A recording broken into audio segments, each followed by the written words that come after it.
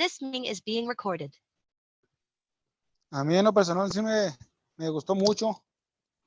Me agradó decía mucho la Antonio que forma ese cuate está picudo. en que se desarrolló profesionalmente. O sea, cómo se puede decir que de la nada fue creciendo muy rápido.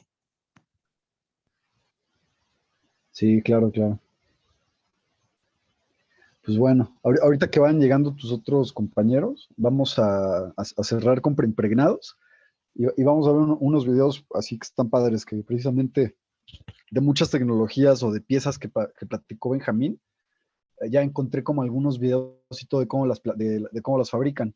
Y ya son tecnologías con las que ustedes ya están familiarizados y que ahorita que ya lo vean de primera mano, yo creo que ya fácilmente pueden entender cómo funciona. Entonces, al principio vamos a hablar de eso y ya en la última media hora, 40 minutos o algo así, pues ya platicamos de cómo van con los proyectos y demás.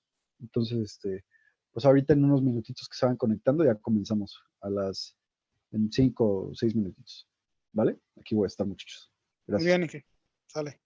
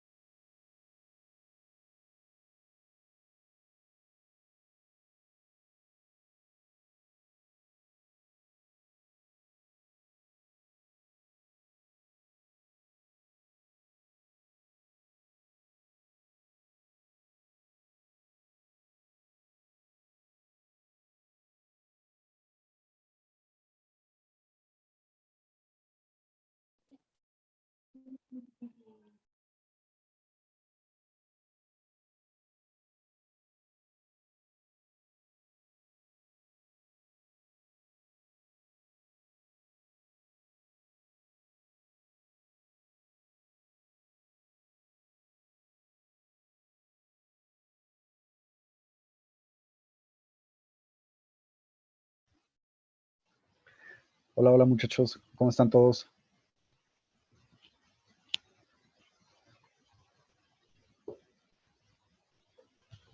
¿Qué tal, Inge? Buenas noches. Buenas noches, Inge. Bien, gracias. ¿Y usted? ¿Qué onda, Eliot? ¿Qué onda, Luis? Bien, bien. ¿Los demás? ¿Sí se escucha? Sí, ingeniero, sí se escucha bien. Súper. Buenas noches. ¿Qué tal, qué tal? Oigan, pues, ¿qué tal? ¿Qué les pareció la plática de Benjamín la semana pasada? Estuvo interesante, ¿no? Estuvo muy buena.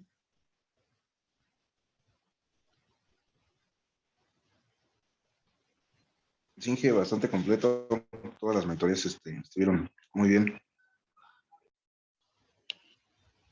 Y sí pudieron entender parte de lo que decía, porque habló mucho de preimpregnados, de Honeycomb y todo eso. Sí fueron como cachando lo que iba diciendo. Bueno, en lo personal sí, que lo llegué, bueno, no lo llegué, lo iba yo relacionando con lo que usted nos ha mencionado, incluso nos ha presentado en las diapositivas. Y esta semana tuve oportunidad de darle una leída al material que subió, y sí, ya quedó más claro. No, pues qué buena onda. Justo ese es el propósito de platicar y de, pues en la medida de lo posible mostrarles videos y todo, porque como al final de cuentas se reduce a manufactura, que son cosas muy, pues físicas, es bien complicado como que a distancia dar a entender este tipo de cosas. Entonces qué bueno que sí, que ya fueron comprendiendo. Ay.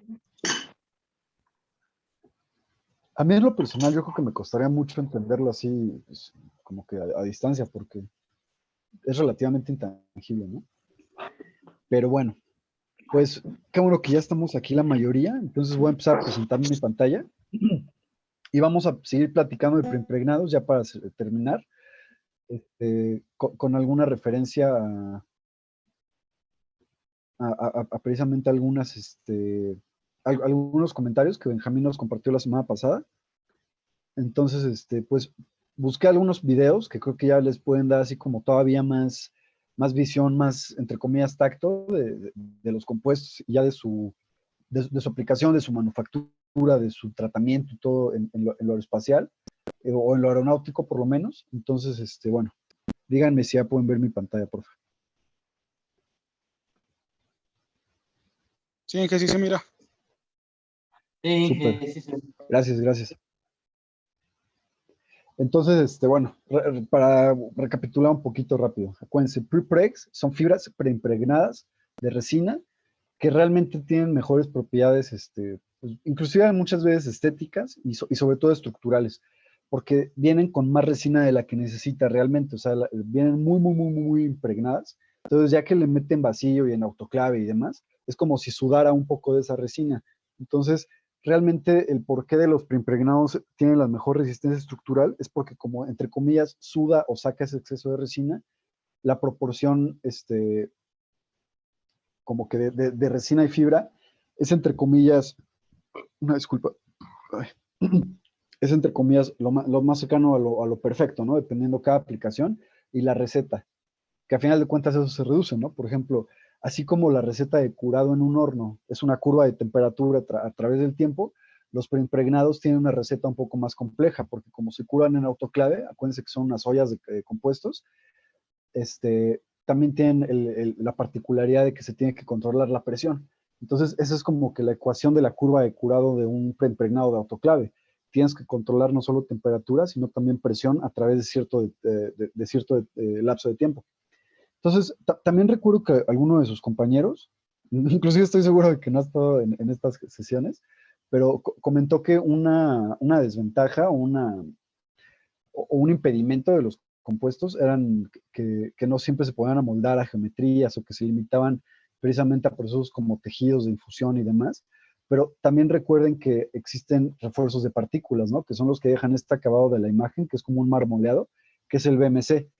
Entonces, hemos visto en más de una ocasión los videos donde los cuates estos ingleses de Easy Composites hacen los maneuvers de una motocicleta con un molde de impresión 3D rojo inclusive. Entonces, entre comillas, sí existe todavía la limitante del ángulo de desmolde, porque recuerden que puede tener un lock mecánico, o sea, si llenan de compuesto una cavidad que no tiene ángulo de desmolde, o sea, imagínense que quieren hacer un tubo de fibra de carbón o una barra y que simplemente la vacían así en un tubo de aluminio o algo. Pues se va a pegar porque está bien difícil que lo desmolde, ¿no? O le van a tener que meter unos trancazos para desmoldar.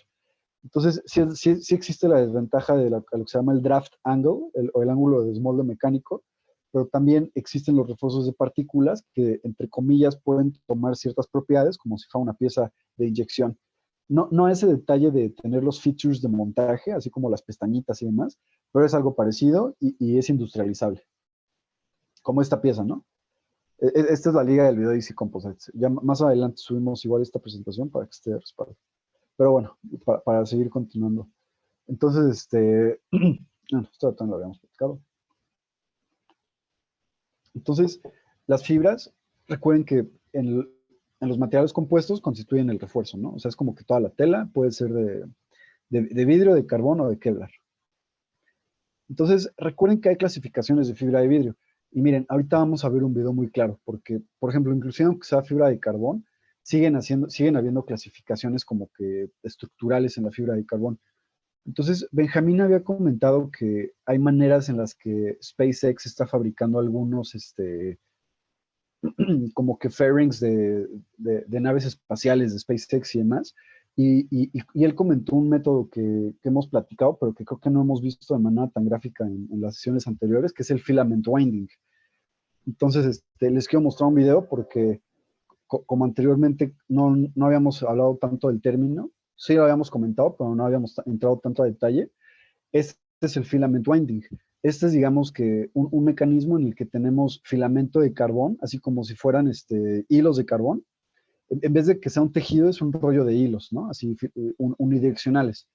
Entonces, en esta cabeza, por así decirlo, se le preimpregna ese filamento de fibra de carbón, y en este mandrel que está dando vueltas, pues aquí con control numérico se va posicionando la cantidad de carbón que se tenga que posicionar durante todos esos giros, ¿no? Entonces, la particularidad y la ventaja de este tipo de construcciones es que, pues, son estructuras que, o sea, sí se podrán fabricar con metal o con otros materiales, pero quizás tendrán que ser así como mucho más robustas, más pesadas o algo así. O yo no soy un experto como que en estructuras de este tamaño, pero es probable que ese tipo de estructuras o de piezas ni siquiera se pudieran fabricar con otros materiales, ¿no? Entonces, vean cómo, por ejemplo, aquí, esto es a lo que me refiero. Si le ponemos una pausa, vean cómo no estamos viendo un tejido de carbón, pero sí estamos viendo cintas unidireccionales. Ese es un preimpregnado, o sea, la cabeza lo que hace es eso, o sea, la preimpregna de resina y lo va poniendo en todo el mandrel que va girando. Entonces, una ventaja de este método es que aquí, como se puede ver, donde está sujetado todo el tanque pues precisamente eso ya es parte de la pieza. Cuando hagan el trimming final, este aro de aluminio ya es parte de la pieza, y esa es la superficie en la que lo montan a las naves espaciales y demás. O sea, es que ya ni siquiera son aeronaves, o sea, esas cosas ya son naves espaciales. Entonces, vean, vamos a seguir porque no solo la fibra de carbón hace que esas maravillas de la ingeniería tengan sentido. Vean cómo ahí van pasando los filamentos de carbón. Estos son los hilitos individuales de carbón. Aquí seguramente se les va dando el baño de resina y demás. Y ya al final se unen de nuevo para hacer como un tape, como si fuera una cinta. Pero no es una cinta, realmente son todos esos filamentos muy, muy, muy juntitos. Entonces también por eso deja como que se ha acabado así como si fuera, no sé, como un zafiro, no sé, se ve muy raro. Entonces es lo que se va poniendo todas esas cintas en el lugar en el que las requiere. Entonces, vean, no sé si ahí se dieron cuenta, pero se ve un láser como que en la parte de encimita. Vean, aquí hay un láser y aquí se va a reflejar en la cabeza de estos cuates de repente, porque así es como también de repente dan refuerzos o ponen o preparan la superficie donde van a poner otro recubrimiento con un proyector láser. Porque digamos que ese grado ya cuando tienes que hacer ese tipo de cocurados, a eso se le conoce como cocurados. Constituyes una parte de compuesto para luego ponerle otra parte encima y todo lo cocuras al final. Entonces, la manera más precisa en la que se pueden hacer cocurados, o una de las más precisas, pues es con láseres que te apuntan dónde ir poniendo como que zonas de refuerzo o donde más adelante vas a preparar la estructura. Vean ahí cómo se ven así todos los microhilitos de carbón. Pero a lo lejos se ve como si fueran tapes. Entonces, miren, aquí está poniendo precisamente un refuerzo, pero de fibra de vidrio estructural. Entonces, uno normalmente, o antes de que hubiéramos tenido las sesiones, quizás uno pensara como, "Ay, ¿cómo crees que va a tener fibra de vidrio?" o algo así. Pero también recuerden que si tienen coeficientes de expansión de dilatación y expansión muy similares, justamente la fibra de vidrio se requiere. ¿Por qué? Porque acuérdense que la fibra de carbón no tiene propiedades anticorrosivas y de hecho es muy propenso a la corrosión galvánica. Entonces, como este booster aquí ya le está dando, fíjense, otro recubrimiento, pero ya con cintas de aluminio, yo creo, de algún metal, pues la única manera en la que le pueden dar ese recubrimiento es sobre el vidrio, porque el carbón no tiene esa propiedad de anticorrosiva galvánica. APFT es lo que significa Automated Fiber Placement Tape, o no recuerdo la T, pero es eso. AFP es Automated Fiber Placement, porque es una deposición automatizada de filamento, o sea, es filamento de compuesto. Curiosamente son tecnologías muy parecidas, por ejemplo, este tipo de la impresión 3D, ¿no? O sea, tienes una cabeza que va depositando material. ¿Ya viste? ¿Ya vieron cómo lo va poniendo ahí? Vean cómo de repente se ve cómo se pone un tape, así como si fuera cinta de aislar ahí. Está poniendo el refuerzo, y en este caso yo creo que ya está poniendo inclusive un Kevlar, por la manera en que cae y le cuesta. Y aparte, vean, esta ya es otra cabeza de las que vimos hace rato. Esta no es la misma cabeza que puso todo el primer filo, o el primer filamento, o las tapes de carbón. Esta ya es una cabeza que inclusive aquí tiene una temperatura, porque precisamente ya va dando un precurado para que se constituya, porque si no, igual y cuando gire se cae esta cinta. Entonces aquí con temperatura ya sigue constituyendo esta pieza, que seguramente son refuerzos de Kevlar. Porque como es un thruster, pues imagínense cuando reentra a la atmósfera, pues el carbono del vidrio no lo aguantaría, ¿no? Pero sí el Kevlar. Entonces es por eso que vean ya la complejidad de este tipo de piezas, ¿no? Entonces al final de cuentas igual embolsan todo, le meten un vacío con ciertos parámetros y lo van a meter a un horno de preimpregnados. Entonces es así como hacen los boosters de las naves espaciales. Vean el tamaño de esa estructura. Imagínense en los 90s, por eso en los 80s, 90s y antes, era súper difícil llegar a la luna y todo. Independientemente de la tecnología electrónica y de la aviónica que hubiera y demás, tampoco no existía este grado como que el dominio de los materiales. Entonces, ahorita se pueden hacer naves espaciales muchísimo más eficientes que los programas espaciales iniciales, a costos menores. O sea, las naves espaciales antes eran costosísimas, perdón. Y no digo que esto no lo sea, pero ya cuando lo comparas en la cantidad de ciclos de vida que esto te va a dar, acuérdense que antes las naves espaciales eran, entre comillas, como que desechables, ¿no? O sea, solo podían cumplir un ciclo. Entonces, ahorita el hecho de que este cuate Musk esté trayendo y llevando cohetes todo el tiempo, pues realmente también es en parte muy, bueno, es muchísimo gracias a estos materiales, ¿no? Que se puede llegar a ese tipo de piezas que pueden hacer más de un ciclo en toda su vida, muchas veces. Entonces, pues ya toda la aeronave o muchas partes de la aeronave ya se vuelven, bueno, de la nave espacial, mejor dicho, se vuelven entre comillas reciclables. Entonces vean aquí lo que está pasando. En este punto es muy curioso porque se ve que están poniendo ahí como un rollito de fibra con las manos. Y fíjense, o sea, eso es un preimpregnado de fibra de vidrio.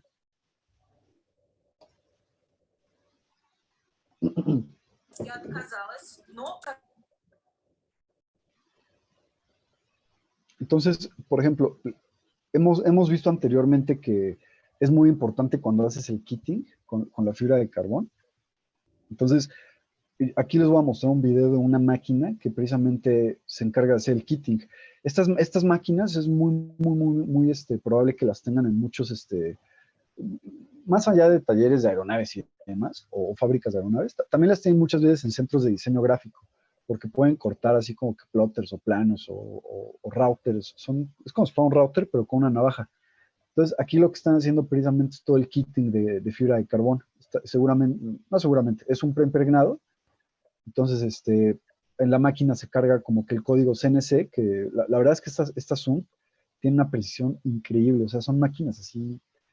O sea, yo las he visto cortar cosas así de .05 milímetros y lo hacen muy bien, ¿eh? Entonces, bueno, también depende mucho de la navaja. Hay tipos de navaja, o sea, el ángulo de la navaja es el que da como que el ángulo de la curva de corte. Pero entonces aquí eso es lo que sucede, ¿no?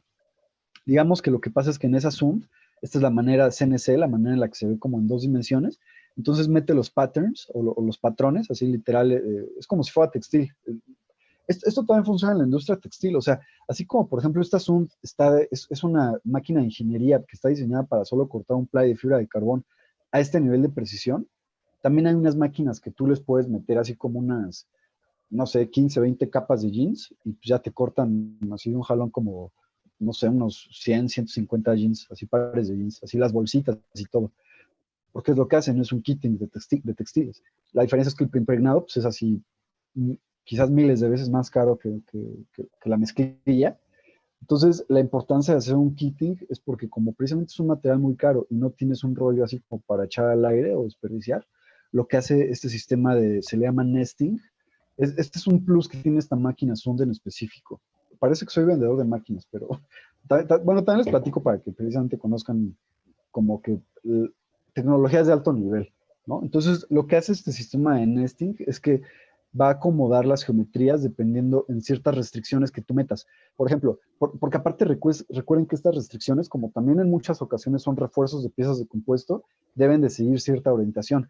Entonces, aquí si lo estamos viendo, toda esta fibra está corriendo en una orientación. Aquí tenemos a 0 grados, o sea, el eje X es 0 grados, y hacia arriba es 90 grados. Entonces, ¿qué pasa si necesitásemos una capa a 45 y esta siguiente a 60 y esta siguiente a 70 y esta a 80? Lo que hace el sistema de nesting es que las gira y las acomoda entre sí, eliminando la mayor parte de desperdicios que pueda haber entre ellas, y es así como eficientizas. En algunos casos, siempre que le estás usando, te da como que un porcentaje de avance y de eficiencia, y en algunos casos, la eficiencia de material que se puede lograr con una solución de nesting se acerca como al 90 al 96, 97%. ¿Eh? Son muy buenas soluciones. Entonces, es así como de repente también hacen el nesting. Y, por ejemplo, también algo que tienen estas máquinas es que pueden bajar una pluma y literalmente puedes hacer así como que el loteo de tu kit. Entonces, tú lo que le das a un operador o lo que el operador recibe muchas veces o en muchas ocasiones es el manager o el líder del equipo de manufactura en una bolsa de vacío, precisamente a cada operador, a cada técnico, se le llaman laminadores, ¿no? Son laminators. A cada laminator le da son chistes, ¿no? Laminator. A cada uno le da su bolsa con todo su kit de preimpregnado y son piezas que ya vienen identificadas por un número de serie. Entonces, así funciona. Tú le das un kit a tu laminator y de repente también ingeniería emite un PDF, un plano, y ese plano es el Lay-Op Estimate, donde vienen todos estos cortes de preimpregnado identificados uno encima de otro, y es así como el laminador va sabiendo dónde colocar esas piezas, o bueno, esos cortes de preimpregnado.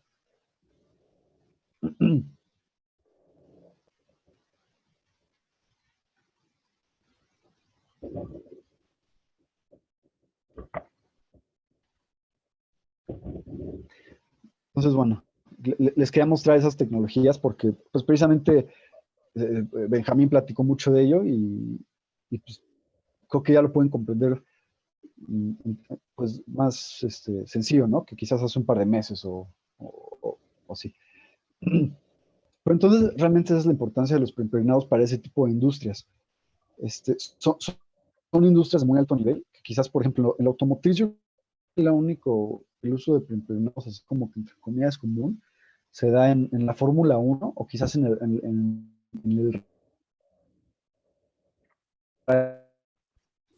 o sea, porque en la Fórmula 1, precisamente lo que se pesa más gramo de lo que tiene que pesar, y en el rally, porque en muchas superficies lo que necesitas es la resistencia a la abrasión, ¿no? O a los impactos o a las vibraciones. Entonces también se van muchas veces por impregnados de fibra de vidrio estructural o Kevlar, porque el carbón a ellos no, o sea, no que no les importe tanto el peso, pero pues no tiene tanta relevancia el peso como en la Fórmula 1 o en una nave espacial, ¿no? Donde cada gramo cuesta, creo que $15,000, $50,000, no me acuerdo, algo así, o sea, llevar un gramo al espacio cuesta $15,000, $50,000, no me acuerdo. Entonces, bueno, ya entrando un poquito más en materia, un principal problema de las fibras son sus imperfecciones, puesto que estas hacen que sus propiedades no sean fijas y puedan variar considerablemente de una fibra a otra, siendo trascendental reducir el número de defectos en los métodos de fabricación y manipulación. Entonces, precisamente hay algunos defectos en la fibra y de hecho se debe de tener en consideración cuando haces una mezcla de compuestos en una sola pieza, porque como todos tienen diferentes coeficientes de dilatación, de expansión o resistencia al impacto, pues lo que puede pasar es que es como si hicieras como por ejemplo, literal como un edificio, ¿no? O sea, cuando de repente tiras un edificio, el cemento como que se pulveriza, pero quedan otras estructuras de metálicas o tuberías o cablerío y demás. Entonces, eso es lo que podrá suceder. De repente, si los materiales que tú elegiste para hacer una pieza compuesta híbrida no tienen ese tipo de propiedades tan en común, cuando la lleves casi al límite de su performance, puede fallar a ese nivel, porque todos esos tipos de refuerzos se van a comportar de manera distinta. Entonces, bueno, ese es un offset que tienes que hacer para cuando haces una pieza de compuestos híbrida. Esta es una imagen de alguna de las propiedades mecánicas que tienen los distintos tipos de materiales respecto al nivel de tensión que se le meta, ¿no? Entonces podemos ver que, por ejemplo, el carbón tiene una deformación muy baja y es por eso que se usan estructuras como alares, así cuando son superficies de alas de aeronaves y demás, porque tiene una deformación muy baja y por eso resiste mucho, pero también pueden ver que, entre comillas, resiste mucha menos tensión que el Kevlar, ¿no? O, por ejemplo, el vidrio se refuerza, el vidrio resiste mucho ya que lo ves en comparación a la fibra de carbono. O sea, no hay una gran diferencia entre un vidrio estructural o un vidrio a un carbono tipo 1, pero sí en deformación. Entonces, precisamente, por ejemplo, cuando estás haciendo una carrocería donde dices, híjole, a ver, no necesito una resistencia estructural tan bárbara, pero pues el vidrio la resuelve. Entonces, el offset de la economía, pues hace que muchas veces el vidrio sea como que la opción más lógica, ¿no? Entonces, es por eso que el vidrio se usa como en un 70% de los compuestos automotrices a nivel global. Algunas propiedades mecánicas son...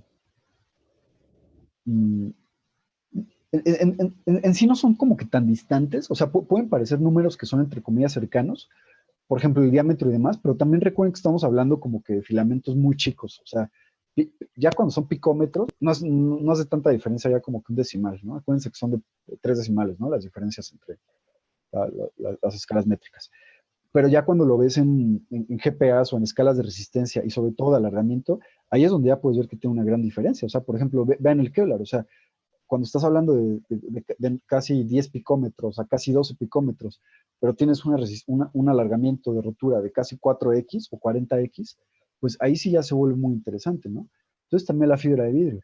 Entonces es por eso que como que siempre deben de tener en consideración cuál va a ser la economía de un proyecto, porque no realmente siempre tienes que ir con la fibra de carbón. Por ejemplo, ahorita les voy a mostrar unos videos de dos fábricas de aeronaves. Una de ellas es Cirrus y la otra es Diamond Aircraft. Cirrus creo que es americana y Diamond son alemanes, y ambos hacen aeronaves y ya se van a dar cuenta que la gran mayoría de compuestos que usan no es fibra de carbón, o sea, son fibras de vidrio con muchos refuerzos de matrices.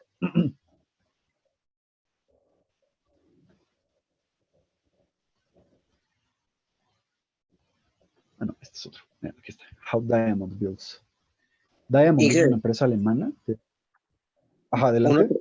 una pregunta, Inge, hablando de la fibra de carbono, ¿qué tan involucrado está en Sí, estos sí. compuestos el grafeno, Inge? El grafeno, ¿qué tanto está involucrado pues en esos componentes? ¿Qué tanto está implicado eso? Pues mira, te soy honesto. La verdad que yo sepa, ni siquiera figura, ¿eh? O sea, yo creo que el grafeno entra en esa categoría a la que le denominan otros, que son así como el 0.07% de todos los compuestos. Que yo sepa, no figura, la verdad. Ya, ok. Desconozco el porqué, ni siquiera lo conozco. Sí, porque yo estuve investigando hace tiempo sobre el grafeno y lo involucraban mucho en compuestos de materiales, aplicarlo en materiales compuestos, pero pues nunca lo he escuchado en manera práctica, como que es nada más teórico, ¿verdad? Pues mira, no dudo que sí exista. Igual y tiene aplicaciones ya como que de muy alto nivel, precisamente, no sé, para computadoras, no sé, de misiles o de cazas aéreos, yo qué sé, pero como que en la aeronáutica común o comercial, que yo sepa, no llega a figurar, ¿eh? La fibra más rara que yo he escuchado, así como que en la aeronáutica, en aerospace, es creo que es de silicio y... Ay, se me fue la palabra, a ver si ahorita me acuerdo. Pero bueno, son fibras que se ponen en el radomo, que es como la naricita de las aeronaves, así de los Boeings, las naves grandotas, donde está el güey de radar. Entonces, se usan esos Sí. materiales porque a través de ellos sí pueden pasar ciertas radiofrecuencias o señales. Y a través de la fibra de carbón bueno, de carbón no, el carbón es súper reflectivo. Pero entonces, fíjate, la aplicación, así como no se usa en el nose cone, así en la naricita de las aeronaves, porque hay un weather radar, sí se usa en las antenas parabólicas, porque precisamente ahí lo que quieres es eso, o sea, que refleje todo lo que la antena puede reflejar o recibir, Ya, ¿vale? sí. Sí. Pero Gracias, bueno, Inge. del Ay, grafeno la disculpe la verdad es que no interrupción. tengo mucha idea. No, no te apures. Entonces, bueno, miren, dejé corriendo el video precisamente para que fuéramos viendo cómo se ve una Diamond Aircraft, ¿no? Que realmente tienen una estructura muy particular, un poquito de breviario, así como de diseño de aeronaves. La configuración que estos cuates eligen es muy interesante porque es de las que mayor eficiencia de combustible te pueden dar. A esto se le llama un empenaje en T, porque si lo ves de frente es como una letra T. Y pues vean todo, esto es como que el canopy, ¿no? O sea, toda la pancita, la cabina de la aeronave, sí se le llama cabina, pero todo lo que se constituye es un canopy. Entonces vean aquí cómo estamos viendo las alas. Y esto también es una pieza de compuesto, o sea, vean cómo seguramente con remaches estructurales y con un pegado, o sea, con pegamentos estructurales, pegan toda la ala, que es una ala de compuesto, a un sistema de montaje metálico. Entonces, ¿esto por qué lo hacen? O sea, fíjate, fíjense, perdón, este es el offset que tiene esta pieza, ¿no? O sea, sí tienen que sacrificar ese peso de ese metal en una superficie alar, que por ende tiene que ser, entre comillas, lo más ligero de la aeronave, porque es lo que da la sustentabilidad, pero a su vez solo puede ser de metal esa pieza, porque como está diseñada para montar y desmontar, imagínense si fuera de compuesto, o sea, todos esos impactos de montar y desmontar y demás, pues en el corto plazo sí le van a afectar, ¿no? Como que esa es la desventaja del compuesto, o sea, acuérdense que salvo el Kevlar no están muy diseñados para los impactos, pero entonces imagínense cuál sería el costo de ese sistema de montaje en Kevlar, ¿no? Pues ya agarras y dices, no manches, vete por unos fierros doblados y vámonos. Entonces es lo que tiene sentido. Entonces ahí también vemos cómo tienen sus rollos de material, tienen su rollo de fibra, de carbón. Vean, esto es muy curioso, ¿eh? Yo creo que estos cuates, por lo que estamos viendo aquí, tienen un sistema de preimpregnado in-house, porque antes tenían fibra seca y vean aquí cómo ya están sacando un preimpregnado. Entonces, esto es una manera, sí, esto ya es un preimpregnado. Entonces, esta es una manera muy inteligente de resolverlo porque, pues acuérdense que el preimpregnado tiene una complicación en todo su supply chain.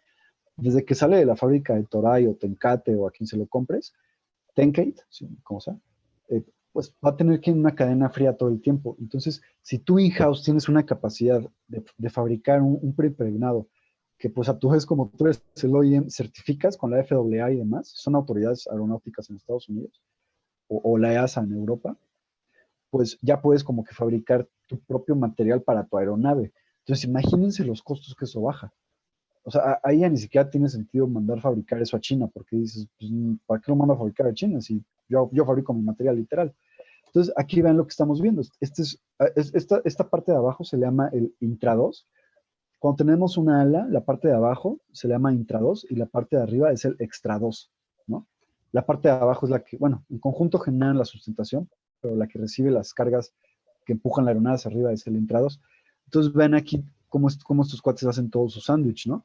Comenzó con fibra de vidrio, luego continuó con carbón aluminio.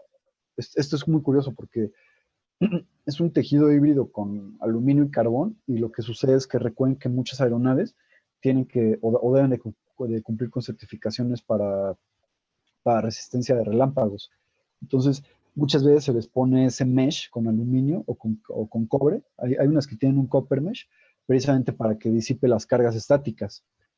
Porque aparte de los relámpagos y todo, o sea, la fricción del aire también genera cargas estáticas. Entonces, también cuando ven que muchas aeronaves en la punta de las alas tienen así como que palitos o tubitos, y esos tubitos cuando los ves de cerca tienen así como si fueran pelitos, literal, es porque ahí van sacando las chispas que genera la estática de la fricción del aire todo el tiempo. Entonces, bueno, después le ponen dos capas de preimpregnado de fibra de carbón, un peel ply. El peel ply hace que toda la resina fluya a través de todo eso. Después otra vez fibra de vidrio, foam core. El foam core es así como un material de relleno, literal es así como una espuma. Foam es espuma y core es relleno, entonces, o corazón, pues, entonces así como un relleno de espuma. Después otra vez fibra de vidrio y un plástico perforado ¿Por qué? Porque acuérdense que como es un preimpregnado, tiene que, entre comillas, sudar todo un exceso de resina.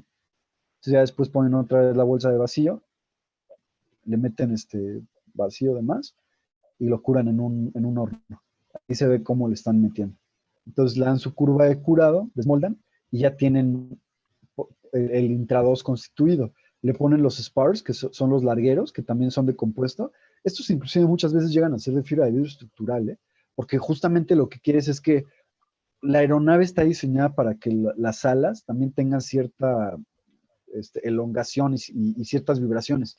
Entonces, si tú haces unos spars muy, muy, muy robustos que ni siquiera puedan vibrar, lo que va a pasar es lo contrario.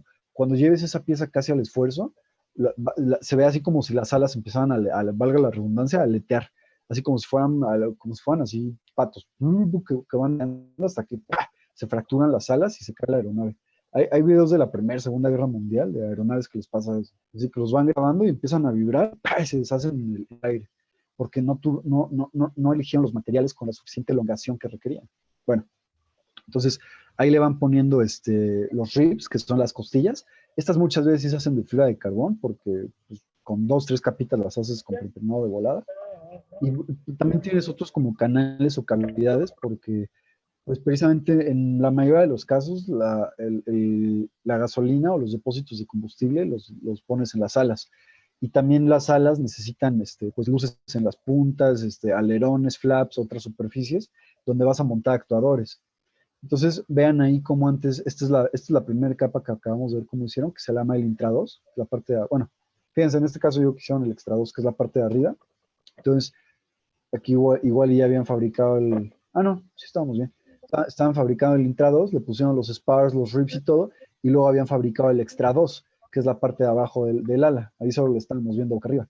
Entonces, ya que le quitan los moldes, es así como se ve, ¿no? Entonces, vean, aquí en las cavidades que estábamos viendo, le meten los tanques de combustible. Bueno, pero exacto, no se hace así de rápido, ¿no? O sea, dice done, but not that fast. O sea, hecho, pero no así de rápido. Entonces, bueno, eso es por un lado del ala, ¿no? Aquí se ve cómo están fabricando el empenaje, lo que estamos viendo. Aquí arriba va a ir la T. Entonces, igual, o sea, precisamente yo tengo una receta muy similar, pero vean aquí un poquito ya de chiste de diseño. Esto ya hace un poquillo como que diseño aeronáutico, porque entonces cuando hacen todo el avión, es lo que hacen, lo hacen en dos partes. Pero ¿por qué no se ve nada o por qué no se ve dónde lo juntan? Porque tiene un overlap. Vean esta pieza que están fabricando aquí, cómo tiene material de más. Entonces, este material va a quedar adentro de la otra mitad, ¿no? O sea, eso es lo que se llama un overlap. Aquí en toda esta mitad es como si tuvieran así una lámina encima de otra, ¿no? Así como dos hojas de papel encima de otra. Entonces ya al final le dan un acabado, no es un acabado automotriz, pero lo único por lo que no es automotriz es porque son otros materiales, o sea, pero realmente son así como que, pues, ¿cómo se le llama? Como cerámicas de relleno y resinas de relleno y demás, para poner primer y así. Entonces, vean, o sea, literal es eso, o sea, está haciendo el filling con las pastas. No son pastas automotrices, tienen otros nombres más específicos y son medio carillos, pero es que ese es el chiste, o sea, porque pues, tiene que resistir vibraciones, lluvia, corrosión, demás, y aparte son compuestos, o sea, los compuestos no son como los metales. Para tú pintar o darle un tratamiento a un compuesto, sí tiene su chiste y tiene que seguir una receta curiosa. Entonces, vean, eso es lo que estamos viendo. Por ejemplo, esta es la panza de la aeronave, así como la estructura interna. Y aquí lo que vamos a ver que está animado son las alas, son los spars de las alas que vimos cómo fabricaron. Entonces, esto es lo que va a quedar, esto es a lo que se le conoce como la caja de torsión. La caja de torsión de una aeronave es así como una obra maestra de cada fabricante, porque pues, constituye su receta de esfuerzos, de materiales, de mecánica, de tratamientos, demás. Entonces, ya vimos, vean aquí cómo se ve una Diamond Aircraft, muy bonita. Pues ya vimos cómo fabricar un ala, ¿no? Donde aparte montan el combustible, los alerones, los flaps, las superficies de control, los tanques, los motores, tienen tuberías de aceite, de aire, de neumática, de aire, de neumática, de combustible, tienen tuberías, o no tuberías, tienen conductos de arneses porque tienen aviónica, etcétera, ¿no? Entonces, es por eso que para este tipo de aeronaves o algunos segmentos ya ven cómo sí tiene sentido usar un poco de carbón, pero en su gran parte es fibra de vidrio. ¿Por qué? Porque es el costo de esta aeronave. y es el nivel de performance que va a tener. O sea, no es una aeronave acrobática, no es un fighter. Entonces, pues, un sándwich de carbón, de vidrio y demás, pues resuelve tu necesidad. Y al final de cuentas, o sea, si es entre comillas como es que lo único que no lo hace automotriz son los materiales y las recetas, pero la aplicación y las técnicas y todo, como que ya de la pintura aeronáutica, pues es muy parecida a la automotriz. O sea, muy, muy, muy, muy parecido. Tiene un mayor grado de especialización y experiencia, porque muchos de los materiales son difíciles de aplicar. Entonces, curiosamente, por ejemplo, yo conozco, y ahí en Bull, y en Safran y otras plantas que yo conozco, precisamente muchas de las personas que trabajan en este tipo de aplicaciones aeroespaciales, de coatings, vienen ya de mucha experiencia, por ejemplo, de Jaguar o de Maserati o de Lamborghini o así. O sea, porque tienen experiencia como con ese tipo de químicos que dan acabados muy, muy, muy, muy, muy padres, pero que son muy complicados de poner así de preciso, de estético.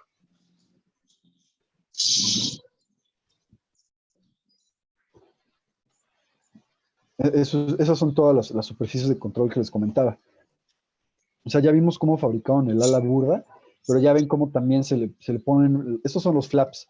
Los flaps es lo que hace que rote la aeronave, y acá tenemos los alerones, que es lo que hace que suba y baje. Ese tubito de abajo es al que yo me refería como la salida de estática. Todo el aire, cuando pasa a través del intrados y del extrados, genera fricción.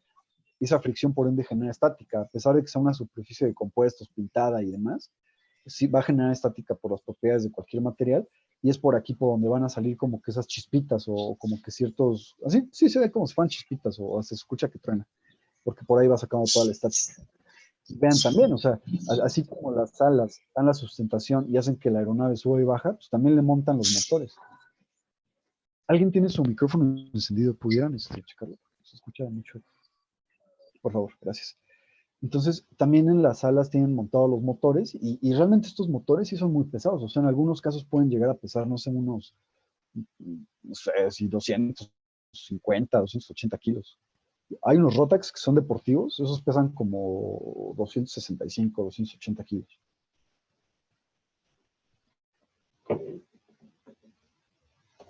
Entonces, por ejemplo, es así como Diamond hace sus aeronaves.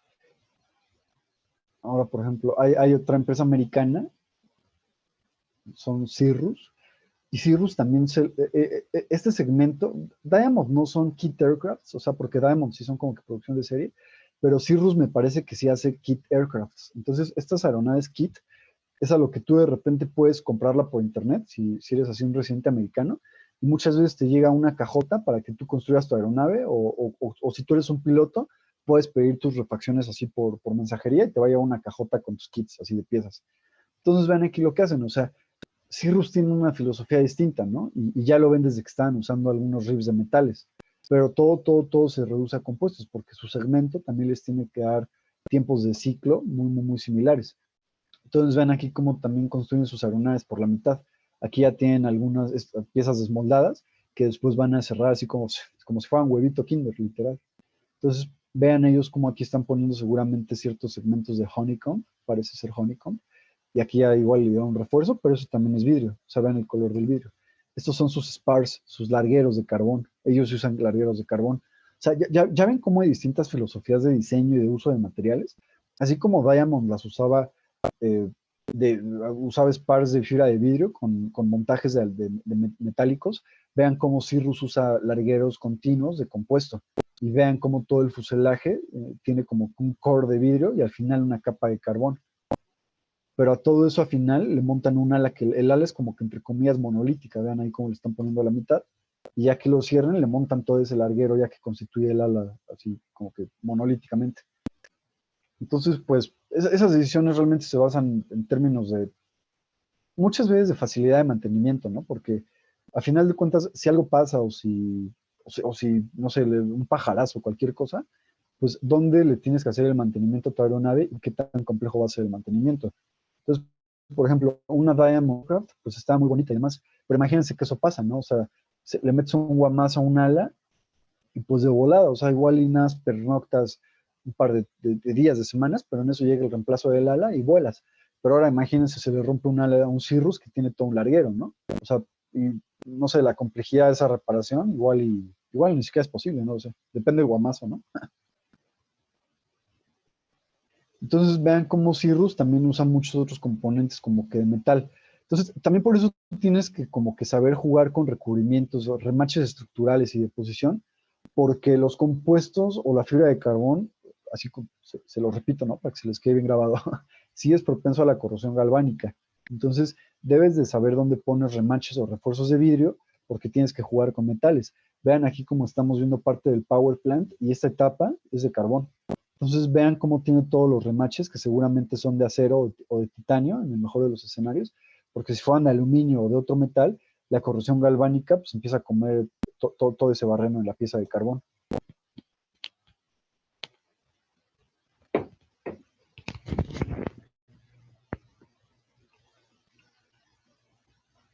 Pero bueno, Cirrus Aircraft también usa paracaídas de refuerzo. Entonces, no sé si también se dieron cuenta, miren, este tiene una plataforma jet. Aquí le van a meter un Honda, no es un Honda, creo que es un General Electric. Es una de las turbinas de producción más chiquitas del mundo y es uno de los business jet más chiquitos del mundo. Creo que el único más pequeño es el Honda Jet. Tienen un Honda como para 4 o 5 pasajeros. Pero entonces también les quiero mostrar un power plant de motor, porque lo que usa Cirrus Aircraft también son las propelas de carbón. Ahorita que estábamos pasando en una etapa, sí se vio una. Bueno, mira, en vez de ver propelas de carbón,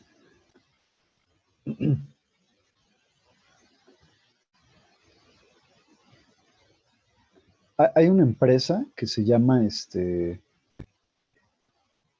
Safran, que en varias ocasiones se las he mencionado. Safran es de origen, me parece que francés, canadiense, no me acuerdo.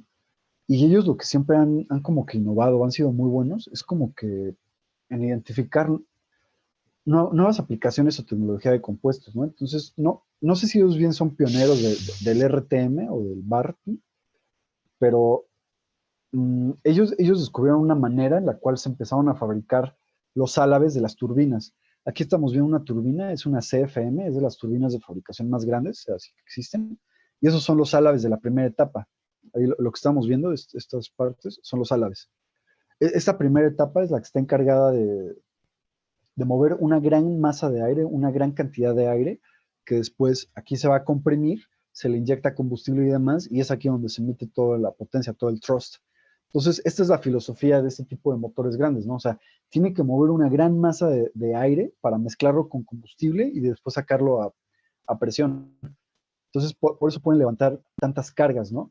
A diferencia de, por ejemplo, un motor de un F-35, que es un motor que parece como que un barrilito, así muy largo, pero es un motor que está encargado de jalar la mayor cantidad de aire, comprimirlo lo que se pueda y aventarlo a reacción. Entonces, por eso también tienen otras geometrías los distintos tipos de motor a turbina. Quizás sea algo de lo que más adelante también podemos platicar, un poquito de diseño de aeronaves o de motores, es padre. Entonces, bueno, esta es la primera etapa, la que está encargada de jalar una gran cantidad de masa de aire, y aquí podemos ver que tiene un aro, ¿no? Entonces, este aro tiene una doble función, porque por un lado tiene que ser ligero y tiene que ¿cómo les digo? No fungir como sistema de montaje, pero sí se le montan a él muchas cosas. Y también lo que sucede es que si alguno de los álabes falla, o si el motor estalla o algo, estos aros están encargados de contener toda la explosión, todo ese debris, ¿no? Entonces, tanto los álabes como todo el aro, que son de los componentes más grandes de la turbina, están fabricados en fibra de carbón. Entonces, muchos de estos primeros fabricaciones o los que primero empezaron a hacer este tipo de métodos de manufactura fueron Safran, unos franceses. Entonces, así es como, por ejemplo, se veían los álabes de algunos motores, de algunas turbinas antes, en la primera etapa, y vean los que Safran innovó. O sea, no solo la cantidad de masa que puede mover, sino la ligereza y la resistencia de esto. Y es un álave de fibra de carbón. Entonces, ahorita vamos a ver cómo este álave no se fabrica con los métodos que hemos visto anteriormente, sino que Aquí como lo estamos viendo es un tejido en 3 dimensiones. Estos cuates literalmente tienen así como que tejedoras. Es como si tuvieras una tejedora de calcetines, que solo hace calcetines.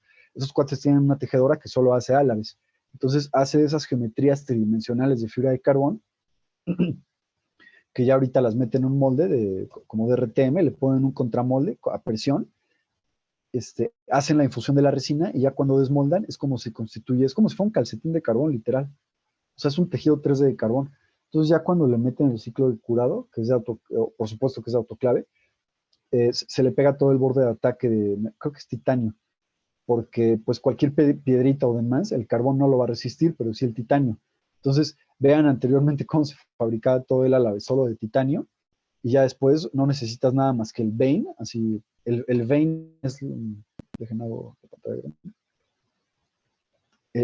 El vein es esta parte que se ve en la parte de abajo del álabe, en la parte metálica, esa es la vena, el vein, y todo el vein y todo el borde de ataque.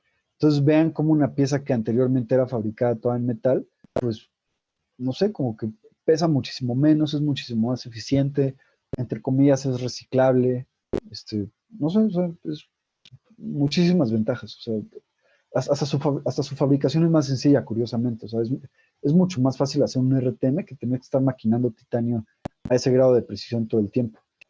Entonces, bueno, eso por un lado de los álabes, ¿no? Y luego por otro lado tenemos el fairing, ¿no? Todo el aro de contención. También este fairing tiene una propiedad acústica, tiene un core de honeycomb. Este cuate Pierre, no, yo lo conozco. Él llegó a ser el director general de la planta de azafrán acá en Querétaro y es bastante brillante. Bueno, paréntesis.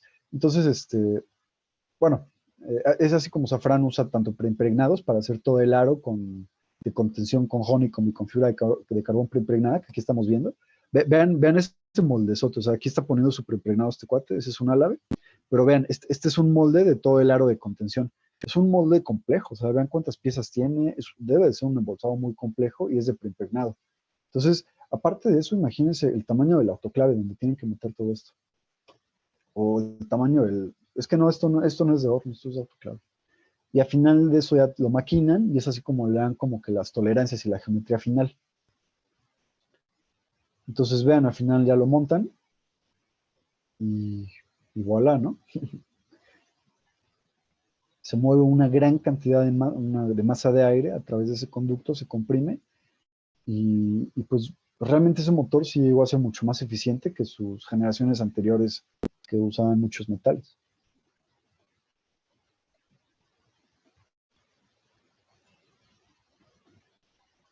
Ahora vamos a terminar con la presentación para seguir adelante.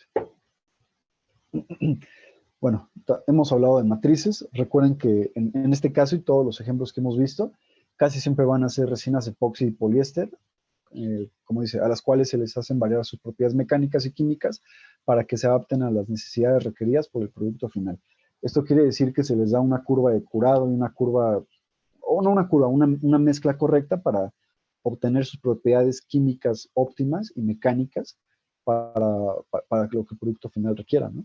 Entonces, todo esto tiene que ver desde la proporción de tu catalizador, cómo lo agitaste, cómo lo mezclaste, cuánto tiempo lo dejaste reposar, qué tan rápido hiciste la infusión, cuál era tu parámetro de vacío, qué temperatura ambiente había, tu curva de curado. O sea, son muchos parámetros que pues, seguramente ustedes ya están un poquito más familiarizados. Bueno, las matrices realmente cumplen esa función, ¿no? Como ya también lo hemos comentado, lo que da la resistencia mecánica en la pieza no es la resina, o sea, porque el plástico por sí es lo que pasa como en el ejemplo que les digo que si fuera una casa de concreto. Lo que pasa con la resina es como si fuera el cemento, el concreto. Cuando tú impactas una pared, eso es lo que se pulveriza. Ay, perdón. Y ya lo que resiste es el filamento o el refuerzo, en este caso, ¿no? Que sería el carbón, el vidrio, el Kevlar. Entonces, bueno, para seguir adelante, porque ya también hemos platicado mucho de matrices y de resinas. Entonces, bueno, un poco de diferencias o de propiedades mecánicas entre una resina epoxi y poliéster. son estas. La verdad es que no tengo tanta experiencia en plásticos como para poder entrar más a detalle de esto. En la experiencia práctica o ya de manufactura en el mundo real, lo que yo les podría decir es que la epoxi sí es, o puede llegar a ser mucho más cara, pero en el, en el largo en el mediano o largo plazo tiene mucho más sentido porque su manufactura es mucho más eficiente. O sea, no es tan sucia, no genera tanto desperdicio, no huele feo. Hay otras resinas que huelen muy feo.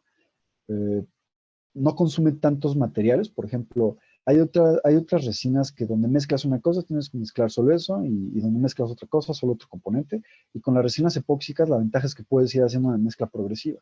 Entonces también, como puedes controlar mejor su curva de curado de temperatura, es más fácil hacer una infusión y evitar tener problemas de lo que se llama como pockets, así como burbujas de aire, porque la temperatura bajó y tu resina poliéster no fluyó, pero la epóxica sí sigue fluyendo bien a pesar de que haga un poquito de frío o de que haga mucho calor.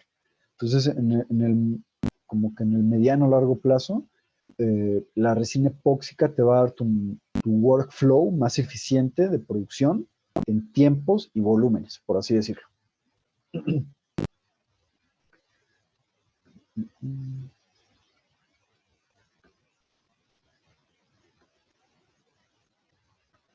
Me parece que esto ya lo habíamos visto. Creo que esta presentación nos habíamos quedado como por la diapositiva 40, algo así. No nos había faltado tanto. Porque ya habíamos visto estas imágenes, ¿verdad? Y ya también les había platicado un poquito de filament winding. Creo que no tanto detalle como habíamos visto ahorita el ejemplo de Benjamín, pero sí les había mostrado filament winding. Bueno, entonces, volviendo un poquito al punto, ¿no? O sea, en preimpregnados, acuérdense que tenemos preimpregnados de partículas, como el BMC, la imagen que vimos en un inicio, donde es entre comillas parecido a los plásticos de inyección. Luego tenemos las fibras preimpregnadas, que son así como telas, literal aquí como estas imágenes. Luego ya tenemos el filament winding, que es el video que vimos y es el método con el que Benjamín nos comentó que se fabricaban los tanques y demás. Mucho ver que no se ven las imágenes. Ya te les había mostrado la autoclave, sí recuerdo. Ahora vamos a ver un video por si. Para recordar un poco la memoria de la autoclave. Sí, ya recuerdo. Bueno, entonces es así como funciona el autoclave. Ya lo habíamos platicado, ¿no? Se mete la pieza, tienes tu molde, haces tu sándwich, tu vacío, demás. Entonces lo cierras, metes tu vacuum, cierras tu autoclave y ya, metes tu curva de presión y temperatura. Entonces, es por eso que estas aplicaciones se usan como en aeronáutica o en aerospace, porque cuando tú le metes vacío, pues ya tu bolsa está comprimiendo mucho el material y entre comillas purgas el exceso de resina. Pero ya cuando también el autoclave le metes presión, pues todavía suda más resina, por así decirlo, y la proporción se vuelve más, entre comillas, perfecta o correcta. Y es por eso que evitas tener esas burbujitas de aire, aunque sea a un nivel muy chiquitito, ¿no? Porque cuando le metes muchas atmósferas de presión, pues la pieza se constituye y demás. Pero ya que sales de una atmósfera o ya que estás a 75,000, 65,000 pies de altura, esa burbujita de aire ya no va a estar tan chiquita y se va a expander. Entonces, si es una superficie estructural o una parte del fuselaje, pues imagínense qué pasa, ¿no? O sea, toda la estructura truena. Bueno, entonces esto era como para recordar un poquito del autoclave. Que sí, ya lo habíamos visto. Luego aquí tenemos el curado en horno. Por ejemplo, parte de lo que acabamos de ver ahorita con las turbinas de Safran es hot press.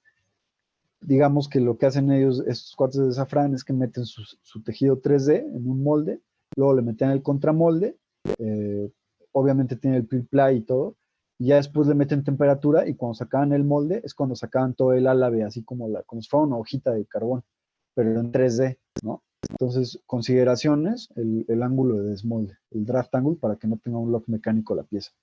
También, bueno, hemos platicado del laminado manual de preimpregnados y también ya vimos ahorita un video de filament winding. Entonces, esto sí cuenta como un preimpregnado porque pues en la cabeza todas las fibras secas o todo el hilito de carbón se va preimpregnando de la resina y cuando se va dando vuelta todo el mandrel, y va haciendo el recorrido en el eje X o Y, dependiendo de la programación que le han dado, pues va poniendo todos los filamentos preimpregnados de carbono de vidrio, y es así como el filament winding también constituye algunas piezas para motores de cohetes y demás, porque es muy ligero y resiste mucho la presión desde su interior. O sea, es muy, muy, muy, muy difícil. Imagínense abrir esto así como que con presión interna, ¿no? O sea, resiste muchísimo más que los de metal y pesa muchísimo menos. Entonces, bueno, creo que ya también habíamos visto esta imagen, perdón, de cómo ha ido avanzando, siendo adoptado en mayor parte los materiales compuestos en algunos airframes de aeronaves. Inclusive teníamos como algunos ejemplos de partes de aeronaves que yo creo que ya les quedan más claro, ¿no? O sea, ahorita ya vimos cómo fabricaban largueros, los cocoons, algunos flaps, el empenaje en T y demás de Cirrus y de Aircraft. Entonces, miren, aquí tengo un video de Tenkate a nivel global, es como de los fabricantes más importantes de fibras estructurales para programas. Para programas aeroespaciales, así como de Airbus A320, de Boeing 787 y demás. O sea, los cuates sí son los que hacen los compuestos para que estas cosas vuelen. Entonces, este video me gustó mucho porque en unos minutitos resumen distintos tipos de tecnología de compuestos y distintos métodos de fabricación en distintas partes de la aeronave, ¿no? Inclusive muchas veces uno no piensa que pueden llegar a haber compuestos, es donde los hay. Porque imagínense estas aeronaves donde tienen que sacar un costo de hora muy eficiente de pasajeros, pues realmente es donde sí te importa cada gramito que estés llevando al aire porque pues te tiene que redituar. Entonces, bueno, como hemos platicado ahorita, una ventaja de los compuestos y de los impregnados es que son termoformables. Cuando los llevas a cierta temperatura, los puedes cambiar su geometría y darle ciertas formas muy complejas.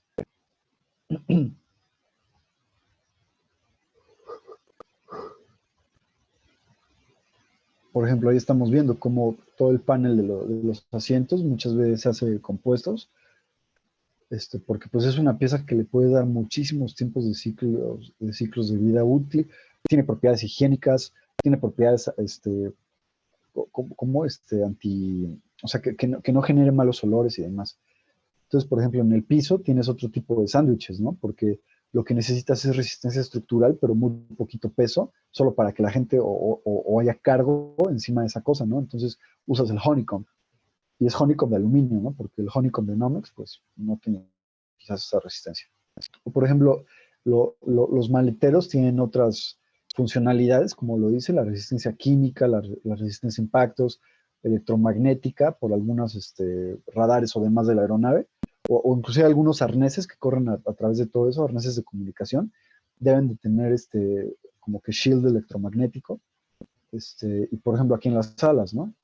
Todo el borde de ataque necesita una superficie y materiales no mucho más exigentes que las estructuras, como los largueros, por ejemplo, pero sí más de ingeniería, porque como aquí lo describen, ¿no? O sea, tienen que ser térmicamente estables, estando a nivel del mar o también a 65,000 pies de altura, donde hace mucho frío. Asimismo, como vimos, por ejemplo, en el video de Cirrus Aircraft, ya ven que ponen toda la superficie interna, ribs, spars de aluminio y de metales. Entonces, también aquí lo que importa mucho es que tenga esa resistencia a la corrosión galvánica, porque como va a estar en contacto con metales a través del tiempo, pues te tiene que dar un tiempo de vida muy largo, ¿no?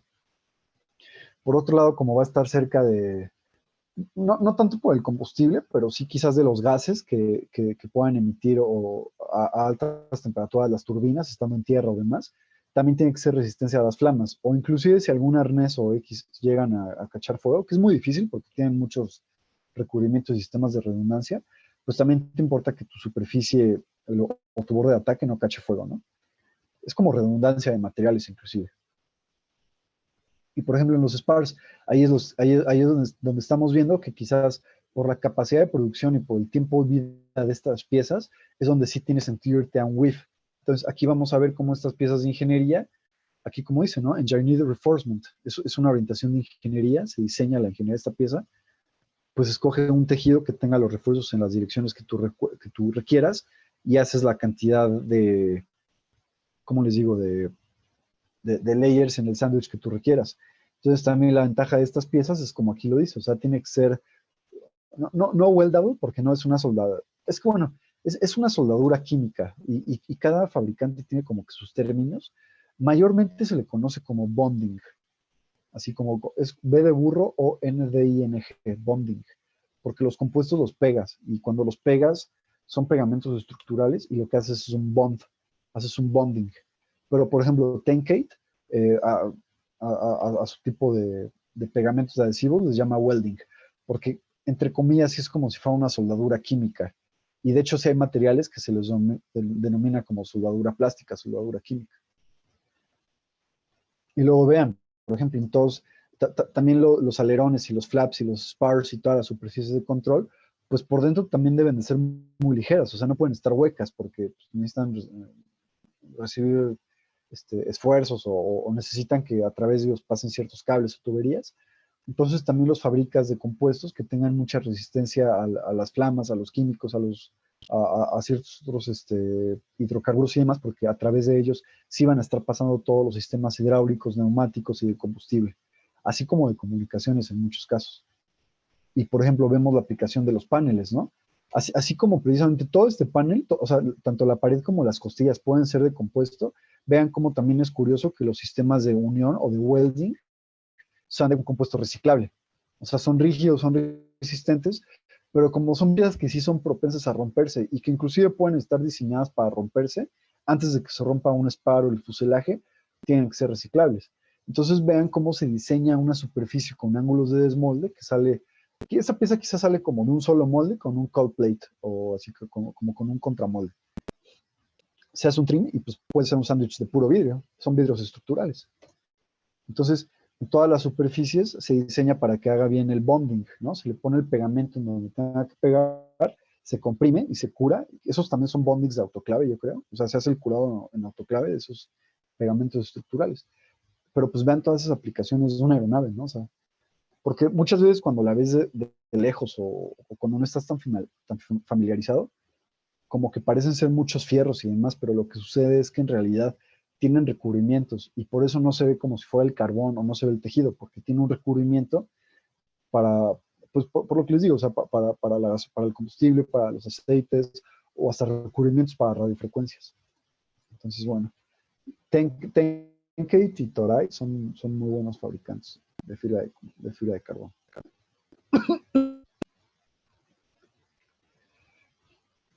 Bueno, este video se los puse como para que les hiciera un poquito más de sentido pues, esta tabla, ¿no? Y lo que acabamos de ver precisamente fueron wing ribs, center wing box, que es la caja de torsión del Cirrus, ya vimos cómo se fabrican las alas, ya vimos cómo se fabrican los alerones, ya vimos cómo se fabrican los flaps, ahorita vimos un cowling de engine, el aro que les acabo de enseñar, y bueno, y fíjense que esta tabla cuando la hicieron en el 2000, yo creo que ni siquiera Safran había empezado a fabricar sus álabes de carbón. Los álabes de carbón, creo que Safran los empezó a fabricar como en el 2004 o 2007. Bueno, entonces como les comentaba, o sea, aquí podemos ver cómo son laminados de aluminio, o sea, porque pues, también pueden haber filamentos de aluminio, ¿no? Y se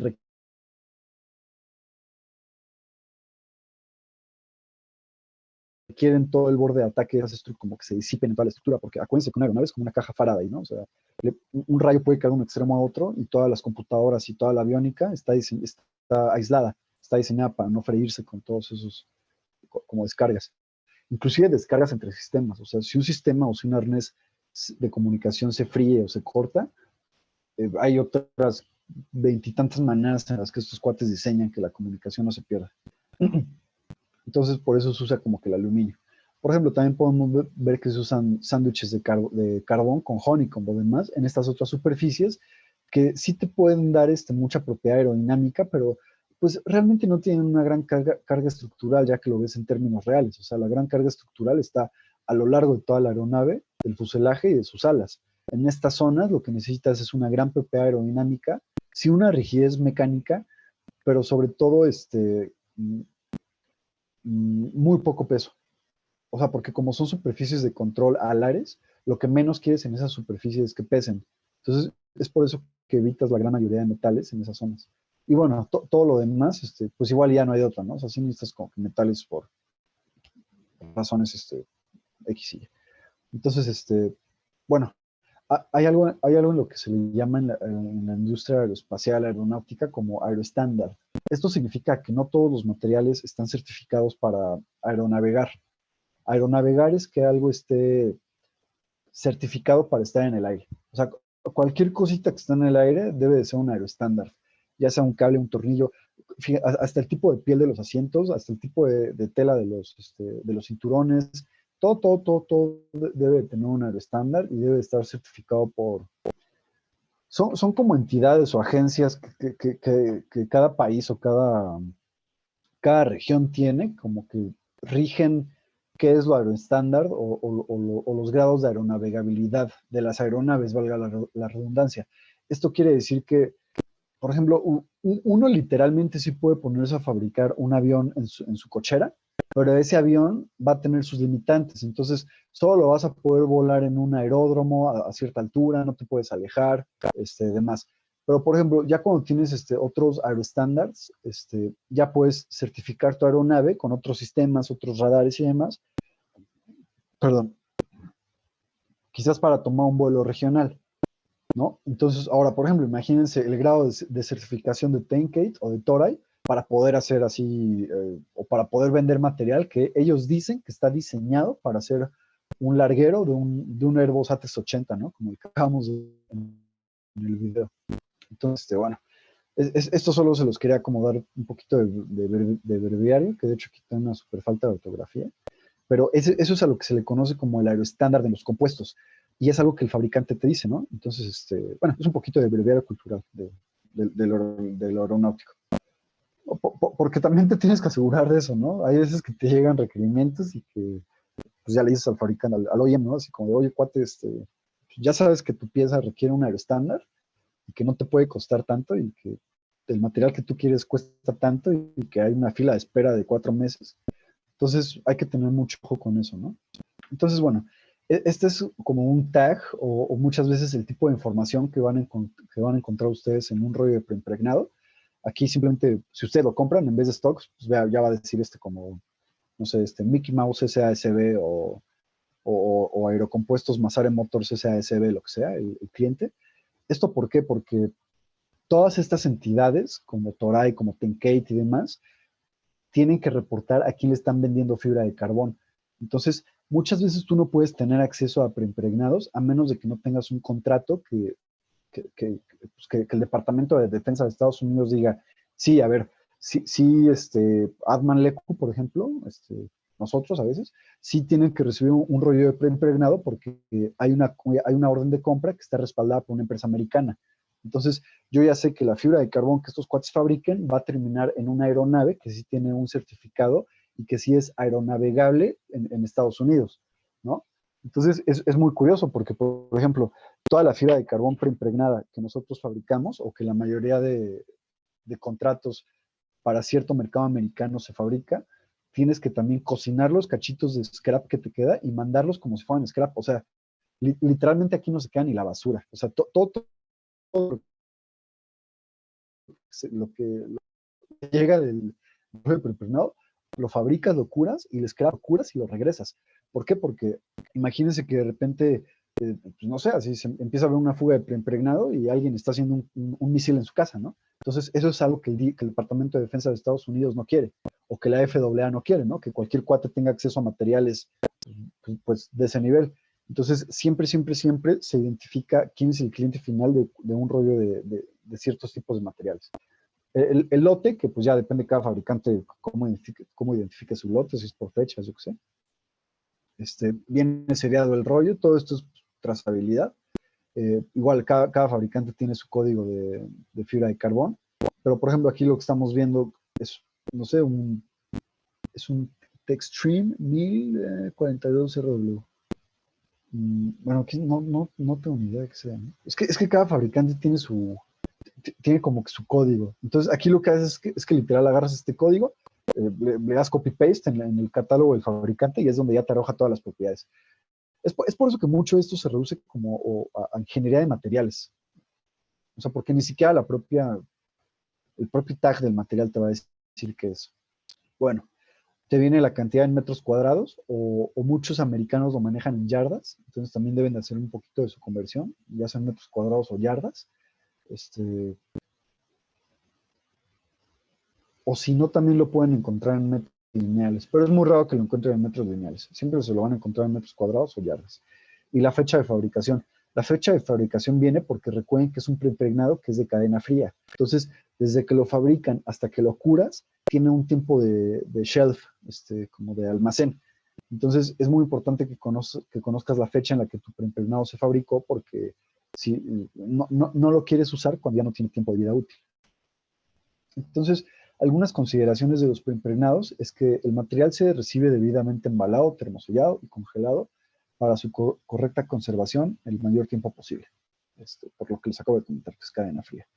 Según las especificaciones dadas por el fabricante adjunto al embalaje, estaría en óptimas condiciones 12 meses conservándose a 18 grados o 21 días a una temperatura de trabajo de 20 grados. Eso es lo que te dice el fabricante. O sea, el fabricante te dice cuántos meses lo tienes que conservar a tantos grados o cuántos días u horas, casi siempre son días, puede estar en una temperatura de trabajo. Así, eso te lo dice el fabricante, o sea, no te tienes que romper la cabeza, no tienes que hacer la fórmula. Y también es lo que el OEM te certifica, ¿no? O sea, cuando tú consigues un material, dices, a ver, esto es lo que cumple tu fórmula, valídalo. Entonces ya se lo mandas al OEM y te dice, en efecto, esto cumple la norma XYZ, ya te lo valían para fabricación. Entonces, por ejemplo, aquí estamos viendo cómo se observa que viene correctamente enrollado en un cilindro. Muchas veces o casi siempre el ancho de los cilindros de preimpregnado se consigue de 1 metro. Es raro conseguirlo como de 1.6 metros. Bueno, inclusive hay algunos fabricantes que lo hacen, entre comillas, a la medida y se pueden ir hasta rollos de 220, pero es muy, muy, muy raro y casi solo se usa como para contratos de palas eólicas y así que hemos visto. Entonces, es así como un mundo un poquito aparte, ¿no? Entonces, esta lámina se separa doblemente. En primer lugar, un plástico separador de color azul o verde o cualquier otro, el que estamos viendo aquí en la imagen es azul, para preservar la capa delantera, y otra de color marrón, que es la parte trasera. Aquí estamos viendo la parte de atrásito, que permite que la cara posterior mantenga su capacidad adhesiva, o sea, que mantenga la resina que viene preimpregnada y facilite el aplicamiento de láminas para conformar el producto final. Lo que esto quiere decir es que, como vimos en el video del Asunt, hacen el kitting. Entonces lo que hacen el kitting es que realmente están cortando la fibra con todo y la estampita en la que viene pegada. Entonces eso facilita a que puedas hacer tu layup, tu laminado, sin que se distorsionen tanto el tejido o sin que dañes los filamentos. Bueno, algunas características. Por ejemplo, aquí en la imagen estamos viendo un tejido de cuadrícula 2x2 que mayormente se usa para propósitos estructurales, sobre todo en superficies salares. Y bueno, como se puede ver, la disposición a simple vista es notablemente homogénea. Se puede ver la homogeneidad de los materiales de manera recta, y la doble orientación. Entonces, sería como un 2x2 twill, ¿no? Porque es así como que 2 y 2. Bueno, el kitting de prepregs, ya platicamos de esto, ya también les mostré el video del Asunt. Lo único que valdría la pena destacar es que, en cuanto a su trato al corte, destacar que es correcto y fácil de ejecutar, proporcionando un corte sin irregularidades. Esto, como les comentaba, es porque viene con plásticos protectores y con es como si fuera una calcomanía, entre comillas, atrás, para que no se distorsionen las fibras. Bueno, déjenme mostrar unos videos y, si quieren, ahorita pasamos con unas preguntas y ya después platicamos un poquito acerca de cómo van con el proyecto.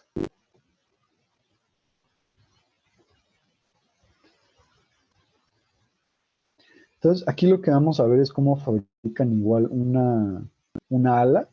Ahí vemos igual cómo están haciendo sus cortes de preimpregnado de manera muy rudimentaria.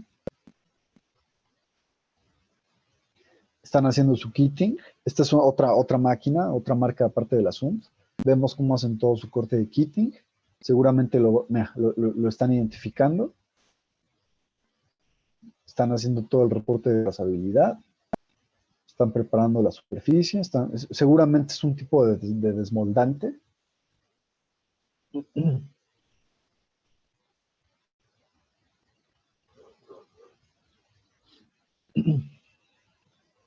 Entonces ahí está agarrando todos sus kits, todo su kit de preimpregnado, va a empezar a hacer su laminado.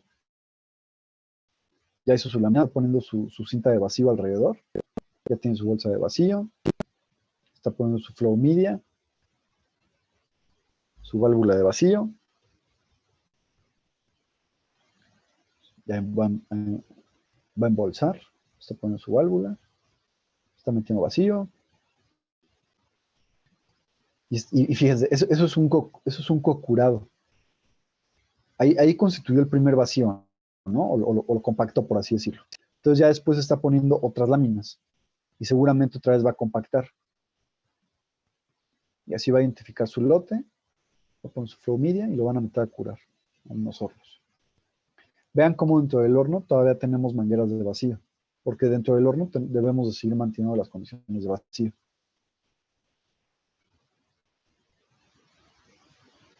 Entonces ahí ya le dan la curva de curado, lo conectan,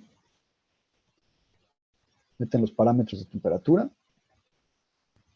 va subiendo. Ese es un autoclave. Entonces vean, ahí metieron otras piedras a curar, un curado autoclave. Recuerden que el autoclave mete presión y temperatura, por eso para ellas parece como una olla express. Este que estamos viendo en particular es un modelo econoclave. El modelo econoclave, la particularidad que tiene es que no funciona con aire, funciona con hidrógeno. Entonces, todos los gases internos con los que hace el curado son gases de hidrógeno, por lo que controla mucho mejor la temperatura. Entonces vean también cómo igual pegan el intra 2 con el extra 2, seguramente se asistieron de ribs internos y demás. Y bueno, es así como se hacen las aeronaves ligeras de compuestos.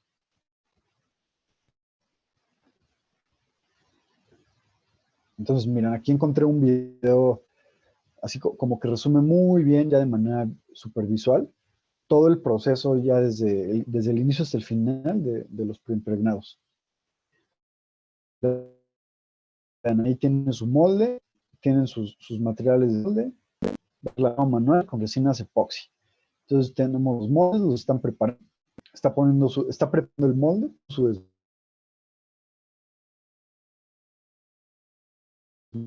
desmoldante, y luego está poniendo su fibra, todas sus láminas de refuerzo, y está haciendo un wet layer.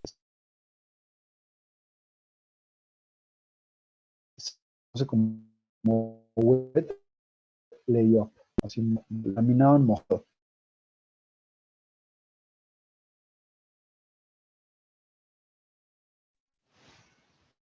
Aquí sí está usando preimpregnados.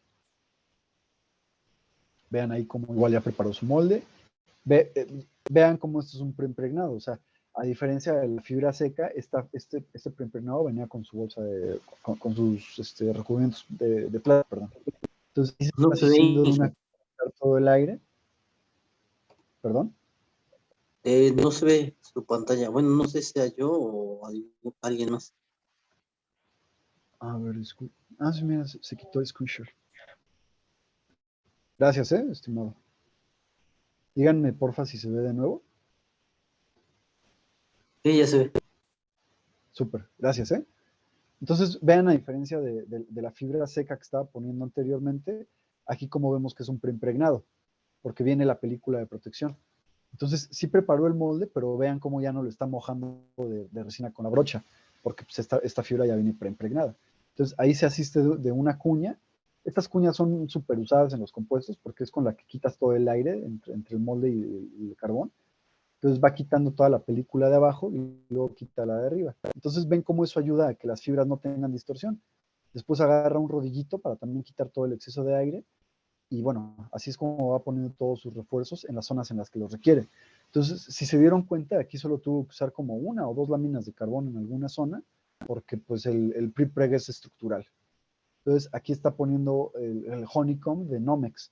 Aquí le dicen nido de abeja, pero es honeycomb. Ese material es Nomex. Es como, el Nomex es como si fuera un cartón de Kevlar, que también le dan un baño de resina y un curado. Entonces, vean esa estructura, o sea, como si fuera sí, o sea, un panel de abeja de un cartoncito de Kevlar con resina, súper estructural. Le van a meter un refuerzo de PVC en toda la esquina. Quizá quieran hacer como una charolita o algo así. Entonces, bueno, Vean ahí cómo tienen otro tipo de molde. Y esta es la ventaja de los preimpregnados con fibra epóxica, o sea que puedes poner el refuerzo solo donde lo requieras. Ahí son moldecitos de piezas así como que muy, como para el curso literal. Pero entonces vean igual cómo lo tienen que usar con guantes, o sea, siempre son guantes, y se asisten con las cunitas. Entonces va poniendo los refuerzos donde requiere, hacen su embolsado, ponen su flow media alrededor de toda la pieza para que toda esa tela blanca que se ve es donde la resina se va a absorber. Toda la resina que el preimpregnado sube, como aquí se está viendo, ven como en esta pieza que está arriba, toda la tela blanca ya se está poniendo como en algunas partes como con lunares, es porque está absorbiendo todo ese exceso de resina, que es lo que queremos.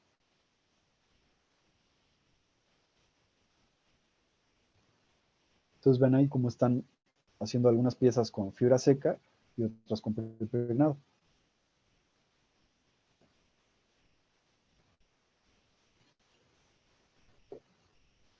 Están haciendo su kitting, están viendo sus patrones, está poniendo sus patrones. Vean cómo arriba tiene su kit. O sea, cortó los patrones que necesita para ponerlos donde los va a poner. O sea, porque pues, todo el material es carito, ¿no? Entonces,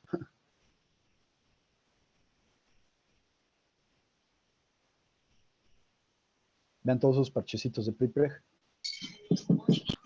Puros parches. Eso es una buena práctica de kitting, la verdad. Entonces vean al final, desmolda, quita su bolsa de vacío y vean cómo desmolda. Entonces, es por eso que deben de tener un ángulo de desmolde, porque imagínense esta pieza, si se hubiera quedado con un lock mecánico, pues daña el molde, lo rompes o rompes la pieza cuando la desmoldas. Entonces ven ahí cómo le van metiendo cuñas. Tienen que ser cuñas de plástico para no dañar ni el molde ni la pieza. Y también te puedes cortar, ¿eh? Inclusive, fíjense, eso es algo muy importante. Todos esos pelitos, todo ese borde es súper filoso. Los guantes que este cuarto está usando seguramente son de Kevlar, son guantes especiales. O si no son de Kevlar, son guantes anticorte, antiabrasivos. Porque todo ese bordecito es súper filoso. Yo he visto cómo personas se dan unos cortes así, que casi les llegan al hueso, sacando piezas de preimpregnado. Tengan mucho cuidado si alguna vez llegan a trabajar con estos materiales. Vean aquí cómo van a hacer una guitarra de carbón y Que fibra de tengo vidrio. una pregunta. Sí, adelante. Sí, de pura casualidad, ¿tiene la especificación de los guantes? O bueno, si no, lo puede pasar ya después. Sí, no la tengo la verdad. No, tampoco tengo el dato, pero por ejemplo, si en Mercado Libre ponen así como guantes de Kevlar o guantes de arámida o guantes anticorte, seguro te aparecen, seguro te aparecen. Son de uso común, porque también los usan mucho precisamente otras industrias muy metalúrgicas donde trabajan como con metales muy filosos o así. Ok, Son como entonces, amarillitos. Se ven así como si fueran el Kevlar, como amarillito. ok. Sí. Vean ahí cómo están haciendo una guitarra y al lado un kayak, de impregnados con fibra de vidrio. Entonces, yo creo que algo así para el coche que ustedes, o para, bueno, para alguno, para el coche, para la camioneta que están teniendo de proyecto, yo creo que sí pudieran hacer algunas piezas del interior o de la carrocería con este tipo de fabricaciones de fibra de vidrio. Porque vean que el molde, pues, en teoría no debería de ser tan caro. O sea, puede ser o sea, literalmente lo podrían hacer casi que a mano, ¿no? O con un router o algo así. No tendrán que hacer un maquinado de 5 ejes, ni mucho menos. O recuerden el video donde vimos que los DC Composites hacen el molde para la lanchita, que lo hacen así con puros cortes de router, con costillas, luego lo rellenan con espuma y al final le dan el acabado automotriz. Este molde es igualito. Entonces, pues no sé, quizás ese molde del kayak, quizás les haya costado, no sé, unos 7,000 pesos, pero es para fibra de carbón. Un molde para fibra de vidrio así, pues lo pueden hacer mucho más barato. O inclusive ya ven que lo pueden sacar del positivo de una pieza. Entonces ven ahí cómo ya hicieron el curado y lo van a desmoldar. Y ya sacan todo el kayak de compuesto.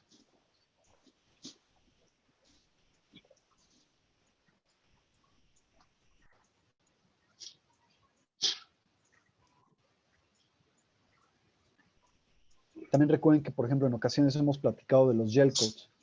Recuerden que los gel coats es lo que te va a dejar el acabado como que en la pieza, ¿no?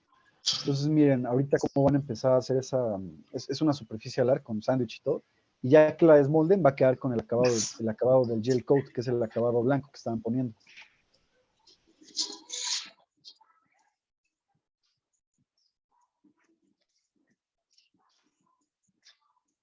Entonces, bueno, esa es una propiedad muy buena de los preimpregnados. Deja piezas muy estéticas, las consolida muy bien.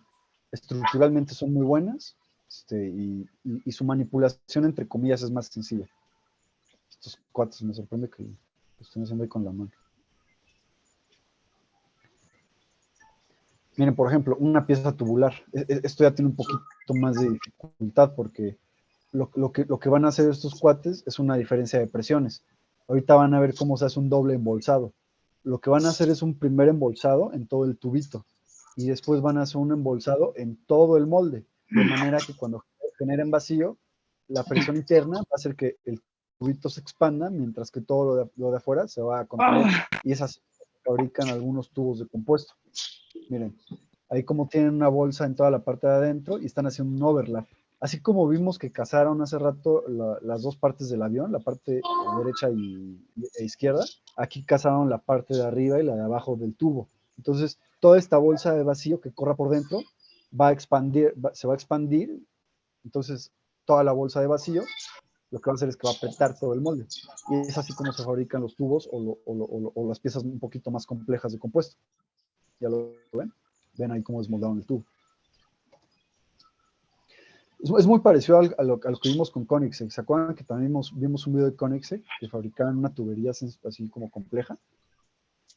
Y bueno, yo creo que ya con esto podríamos ir concluyendo ahorita el tema de los preimpregnados.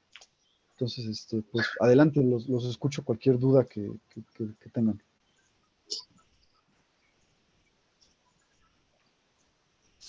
Yo sí tengo una duda, Inge. Sí, adelante. Nos comentaba que para algún retrabajo de alguna pieza tiene que ser bajo el proceso que fue creada esa pieza. Sí. Pero, por ejemplo, en el caso de las que son, de las que se meten en el autoclave, por ejemplo, una pieza cuando se retrabaja y se vuelve a meter al autoclave, no, no se compromete la pieza, no pierde dureza, algún tipo de calidad. Fíjate qué pregunta, y sí, 100%. Hay de dos sopas, ¿no? Uno es que sea una pieza estructural y que el daño sea tan grande que ya está comprometida y ya se escrapeó y ya, no la puedes reparar. Otra es que si es una pieza de preimpregnado, pero estética, y que la pintas, pues igual y sí la puedes reparar estéticamente, pero estructuralmente ya no la puedes reparar.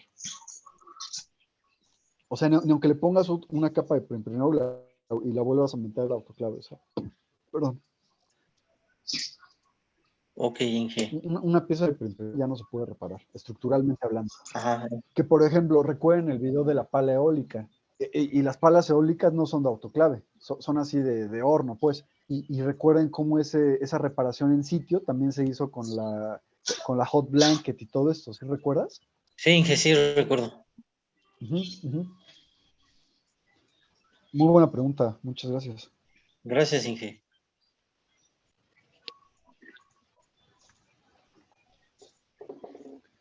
Adelante, ¿alguno más que tenga alguna pregunta, algún comentario?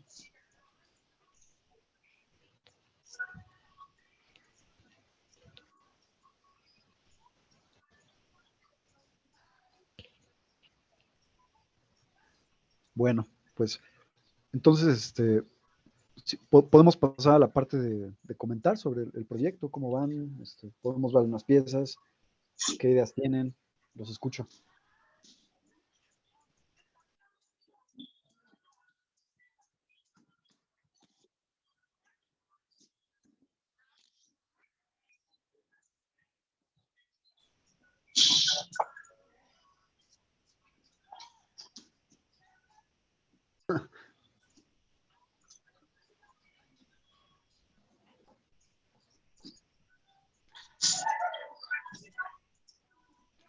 No sé, no los escucho, muchachos. ¿Sí se escucha o estamos aquí viendo una pantalla todos?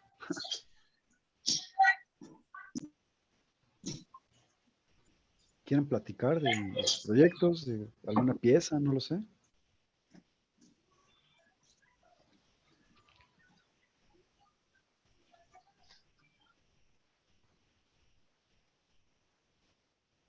Ok. ¿Y para el tablero qué tienen pensado? Porque creo que la vez pasada habíamos comentado, ¿no? Que dependía de más o menos ustedes qué estaban buscando, ¿no? De si querían alguna pantalla o dónde querían poner palancas, botones, demás. ¿Ya tienen un poquito más definido ese rumbo?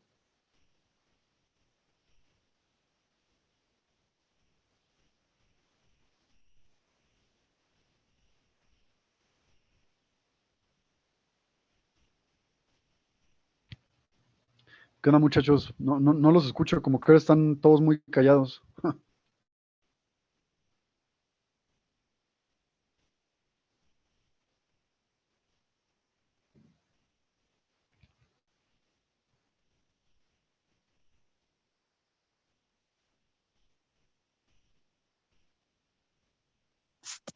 Creo que aún no se llega a un acuerdo, Inge, de cómo sería el diseño del tablero de la camioneta y qué material se pudiera ocupar.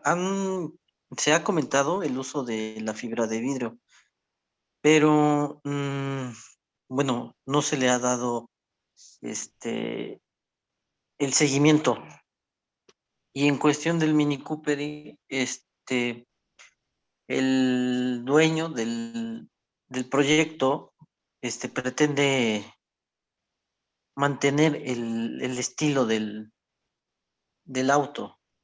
Sí, cambiarle unas piececillas, pero no ha mencionado algo referente que quiera hacer una pieza o yo creo que se lo tenemos que plantear y ver qué propuesta podemos ofertarle.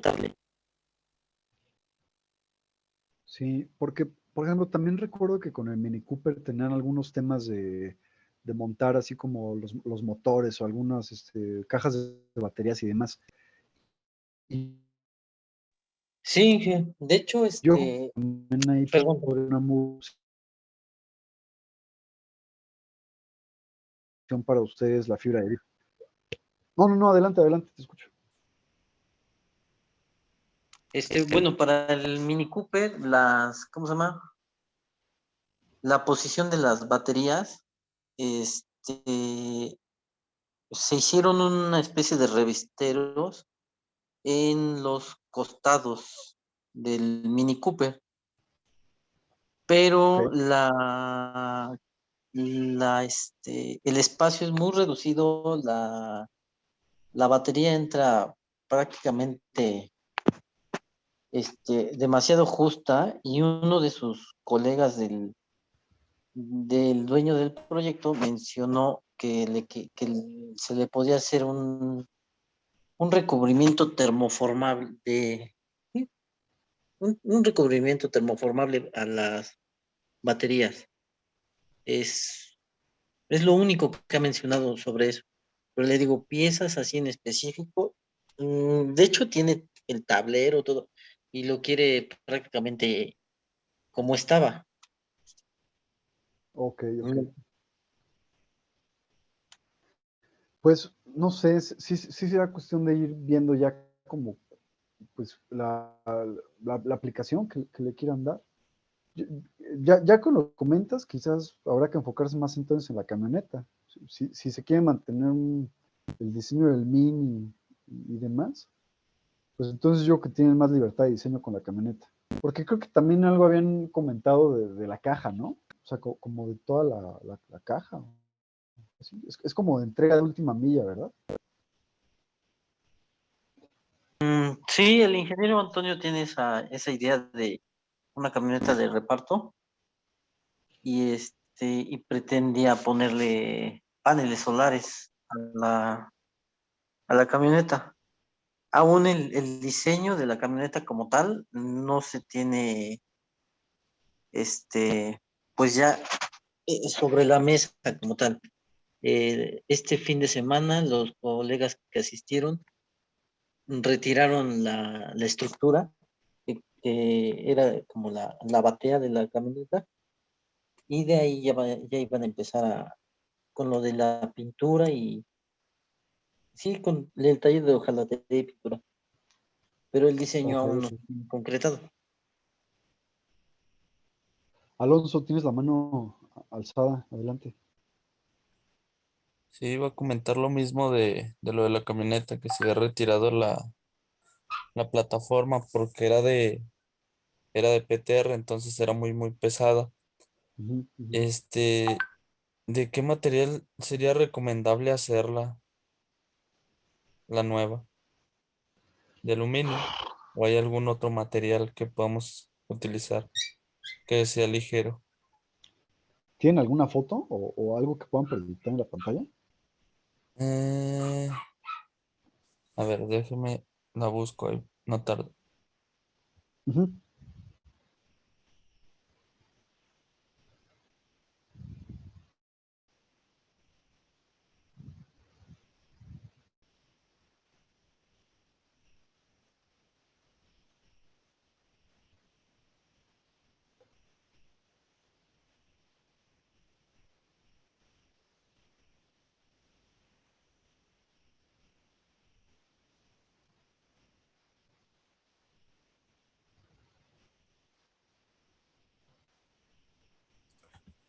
Una foto de cómo está o de cómo queremos que esté. Las dos.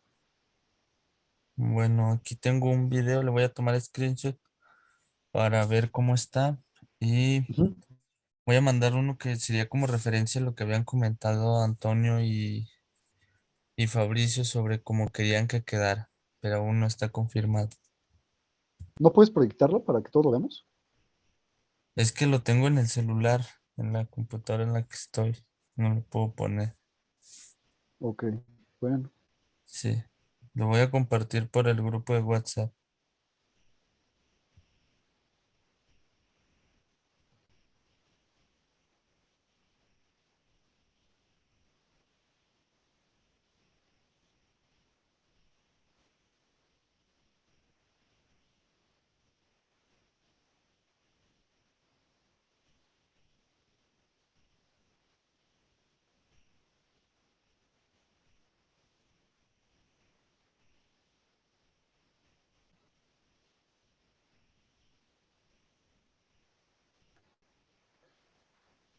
Oiga, Inge, una pregunta. Sí, Elliot. ¿Y aquí en México quién distribuye fibra de carbono? Composites One. ¿Cómo? Composites One. Compost One. Hay Y es, muchas. A los que conozco son ellos. Debe haber más. Hasta en Mercado Libre encuentras, ¿eh? No te creas. ok. Gracias, Inge. Ujú. Inclusive estoy seguro que hasta yo he llegado a ver así como en algunas tiendas del centro, en la Ciudad de México, pero bueno. A ver, entonces en la imagen que estamos viendo aquí en el grupo, a ver, platícamelo un poquito, ¿qué estamos viendo? ¿Alonso? Ah, Así es como ya quedó, o sea, ese es el chasis y ahí es donde vamos a sentar la plataforma nueva. ok. Estoy buscando una foto, aquí la tengo, de algo más o menos, no es igual, pero es parecida a otra que habían mandado, como querían que Ujú. quedara. Ahorita y por ahí les debe estar llegando ya.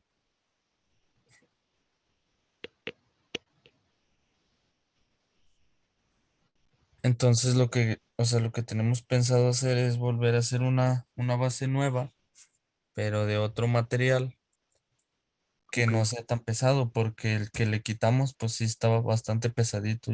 Llegamos a la conclusión que tal vez eran entre 150 y 200 kilos lo que le quitamos de peso. Ujú. Es que mira, yo creo que por ahí más o menos deberían de caminar el camino de las extrusiones de aluminio. Ok. O sea, porque yo creo que sí podrían hacer algo de, no sé, pues, de fibra de vidrio o algo así, pero es más seguro así las extrusiones de aluminio. Porque, pues Ok. no sé, igual le pueden llegar a una estructura de. ¿Cuánto decías que pesó la de PTR? Alrededor de 150 200 kilos. Pues mira, dependerá mucho el diseño de las extrusiones que usen, pero igual y con aluminio podrán llegar a los 60, 70 kilos, seguramente. O menos, ¿eh? Ok. Y mira, y yo creo que toda la caja, pues esa sí se ve como para vidrio. Inclusive toda esa carrocería, la verdad es que sí se ve como para fibra de vidrio, ¿eh? Y no son moldes tan complicados. Por ejemplo, el techito, pues ya lo viste, o sea, sería como hacer el molde de la parte de arriba de un ala, ¿no? O las puertas igual, o sea, se ve, no se ve complicado el diseño, tampoco se ve que tenga ángulos de desmolde así como que agresivos. Entonces, pues yo creo que toda la carrocería sí la podrían fabricar con fibra de vidrio y la estructura, o por lo menos la de la caja, con perfiles de aluminio. Porque también acuérdate que lo que en esta etapa ustedes requieren no son cosas a la medida, porque cualquier cosa a la medida que ustedes diseñen, perdón, más adelante la van a tener que industrializar. Entonces, si ustedes en esta etapa usan cosas que sean comerciales, o sea, perfiles comerciales, así, componentes comerciales de uso comercial, pues no van a tener más adelante un problema de industrialización. Y ya desde esa etapa temprana, la integración de su plataforma o de su vehículo, pues ya se va a comportar muy, muy cercano a lo que ustedes quieren. Y ya cuando pasen un vehículo, no de evaluación, sino de validación, y más adelante a la industrialización, pues ya pueden tomar base de todos esos perfiles comerciales que usaron desde un inicio. Entonces, esto aplica para los perfiles y hasta para las resinas y la fibra de vidrio. O sea, si quieren fabricar la carrocería o algunos componentes con impresión 3D, con fibra de vidrio, carbón, lo que sea, pues también tienen que buscar resinas y fibras que puedan tener acceso todo el tiempo y que no tengan más de lo que ustedes requieren, porque entonces van a quedar en costos innecesarios. Entonces, mira, con la imagen que ahorita compartes, yo creo que un approach inicial, por lo menos, sería eso. O sea, busquen perfiles comerciales, componentes comerciales y de catálogo que puedan conseguir fácilmente. Y para la carrocería, pues son moldes que inclusive se podrían hacer a mano, les digo, o con un maquinado muy sencillo para fibra de vidrio. Entonces se pueden hacer moldes de MDF. Hay MDFs de buena calidad. Entonces ese sería el approach que yo le daría. Toda la estructura con perfiles de aluminio, inclusive ni siquiera tienen que ser remachados, los pueden pegar, que es una gran ventaja del aluminio, o pueden hacer ambas, lo pegan y lo remachan para que sea el doble de seguro, con perfiles comerciales, con materiales comerciales, y toda la carrocería con MDF para pensar en hacerla de fibra de vidrio.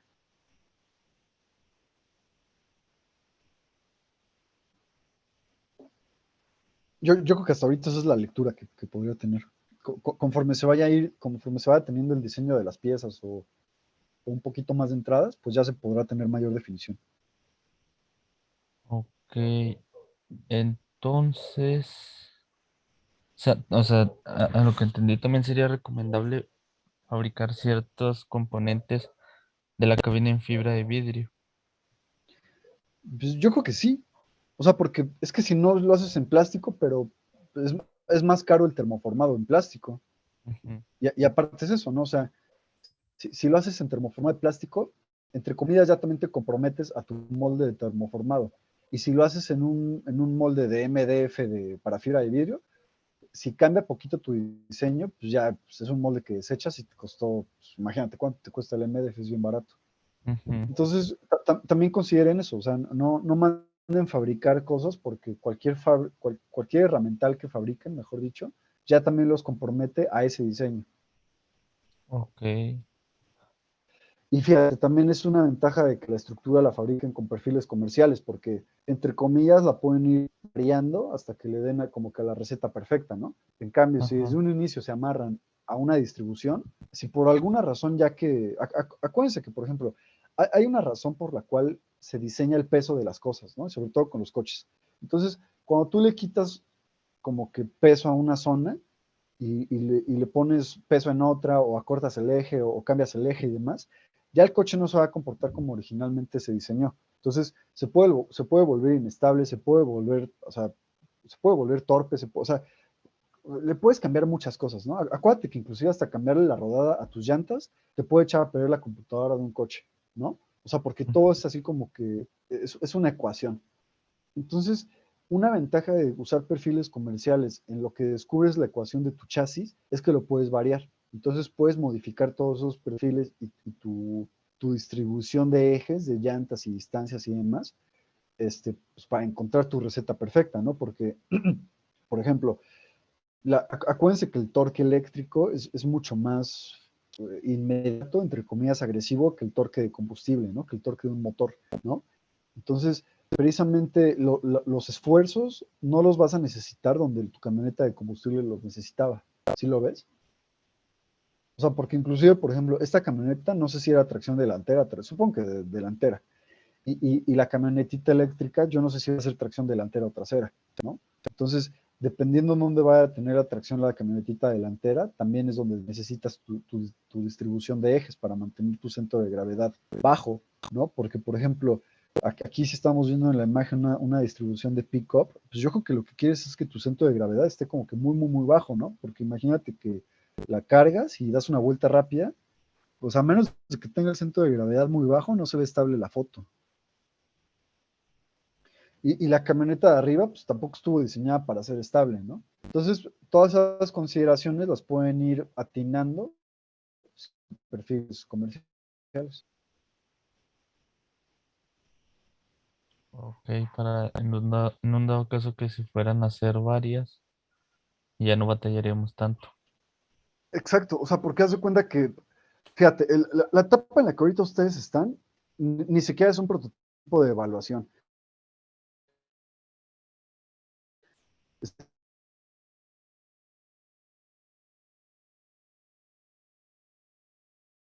¿No?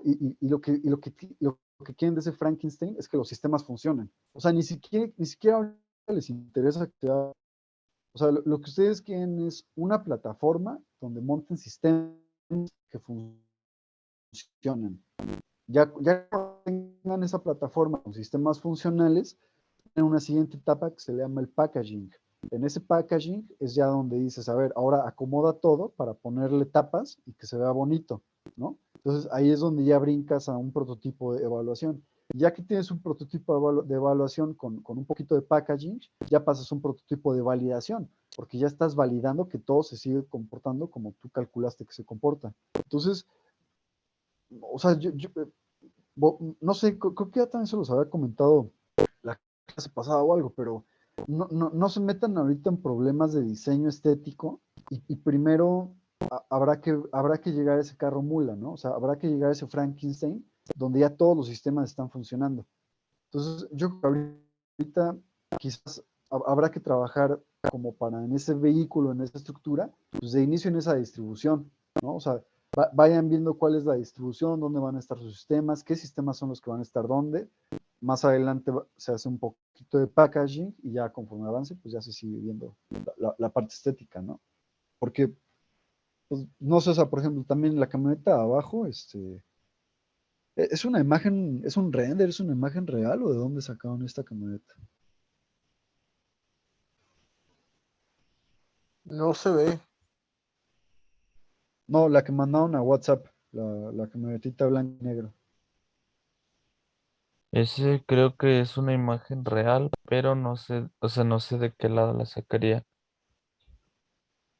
Sí, porque pues miren, o sea, este producto pues ya está, o sea, está muy bien hecho. O sea, tiene packaging, o sea, está bien. Entonces, pues, no lo sé. Supongo que deberemos de llegar a eso, ¿no? A un carro mula primero.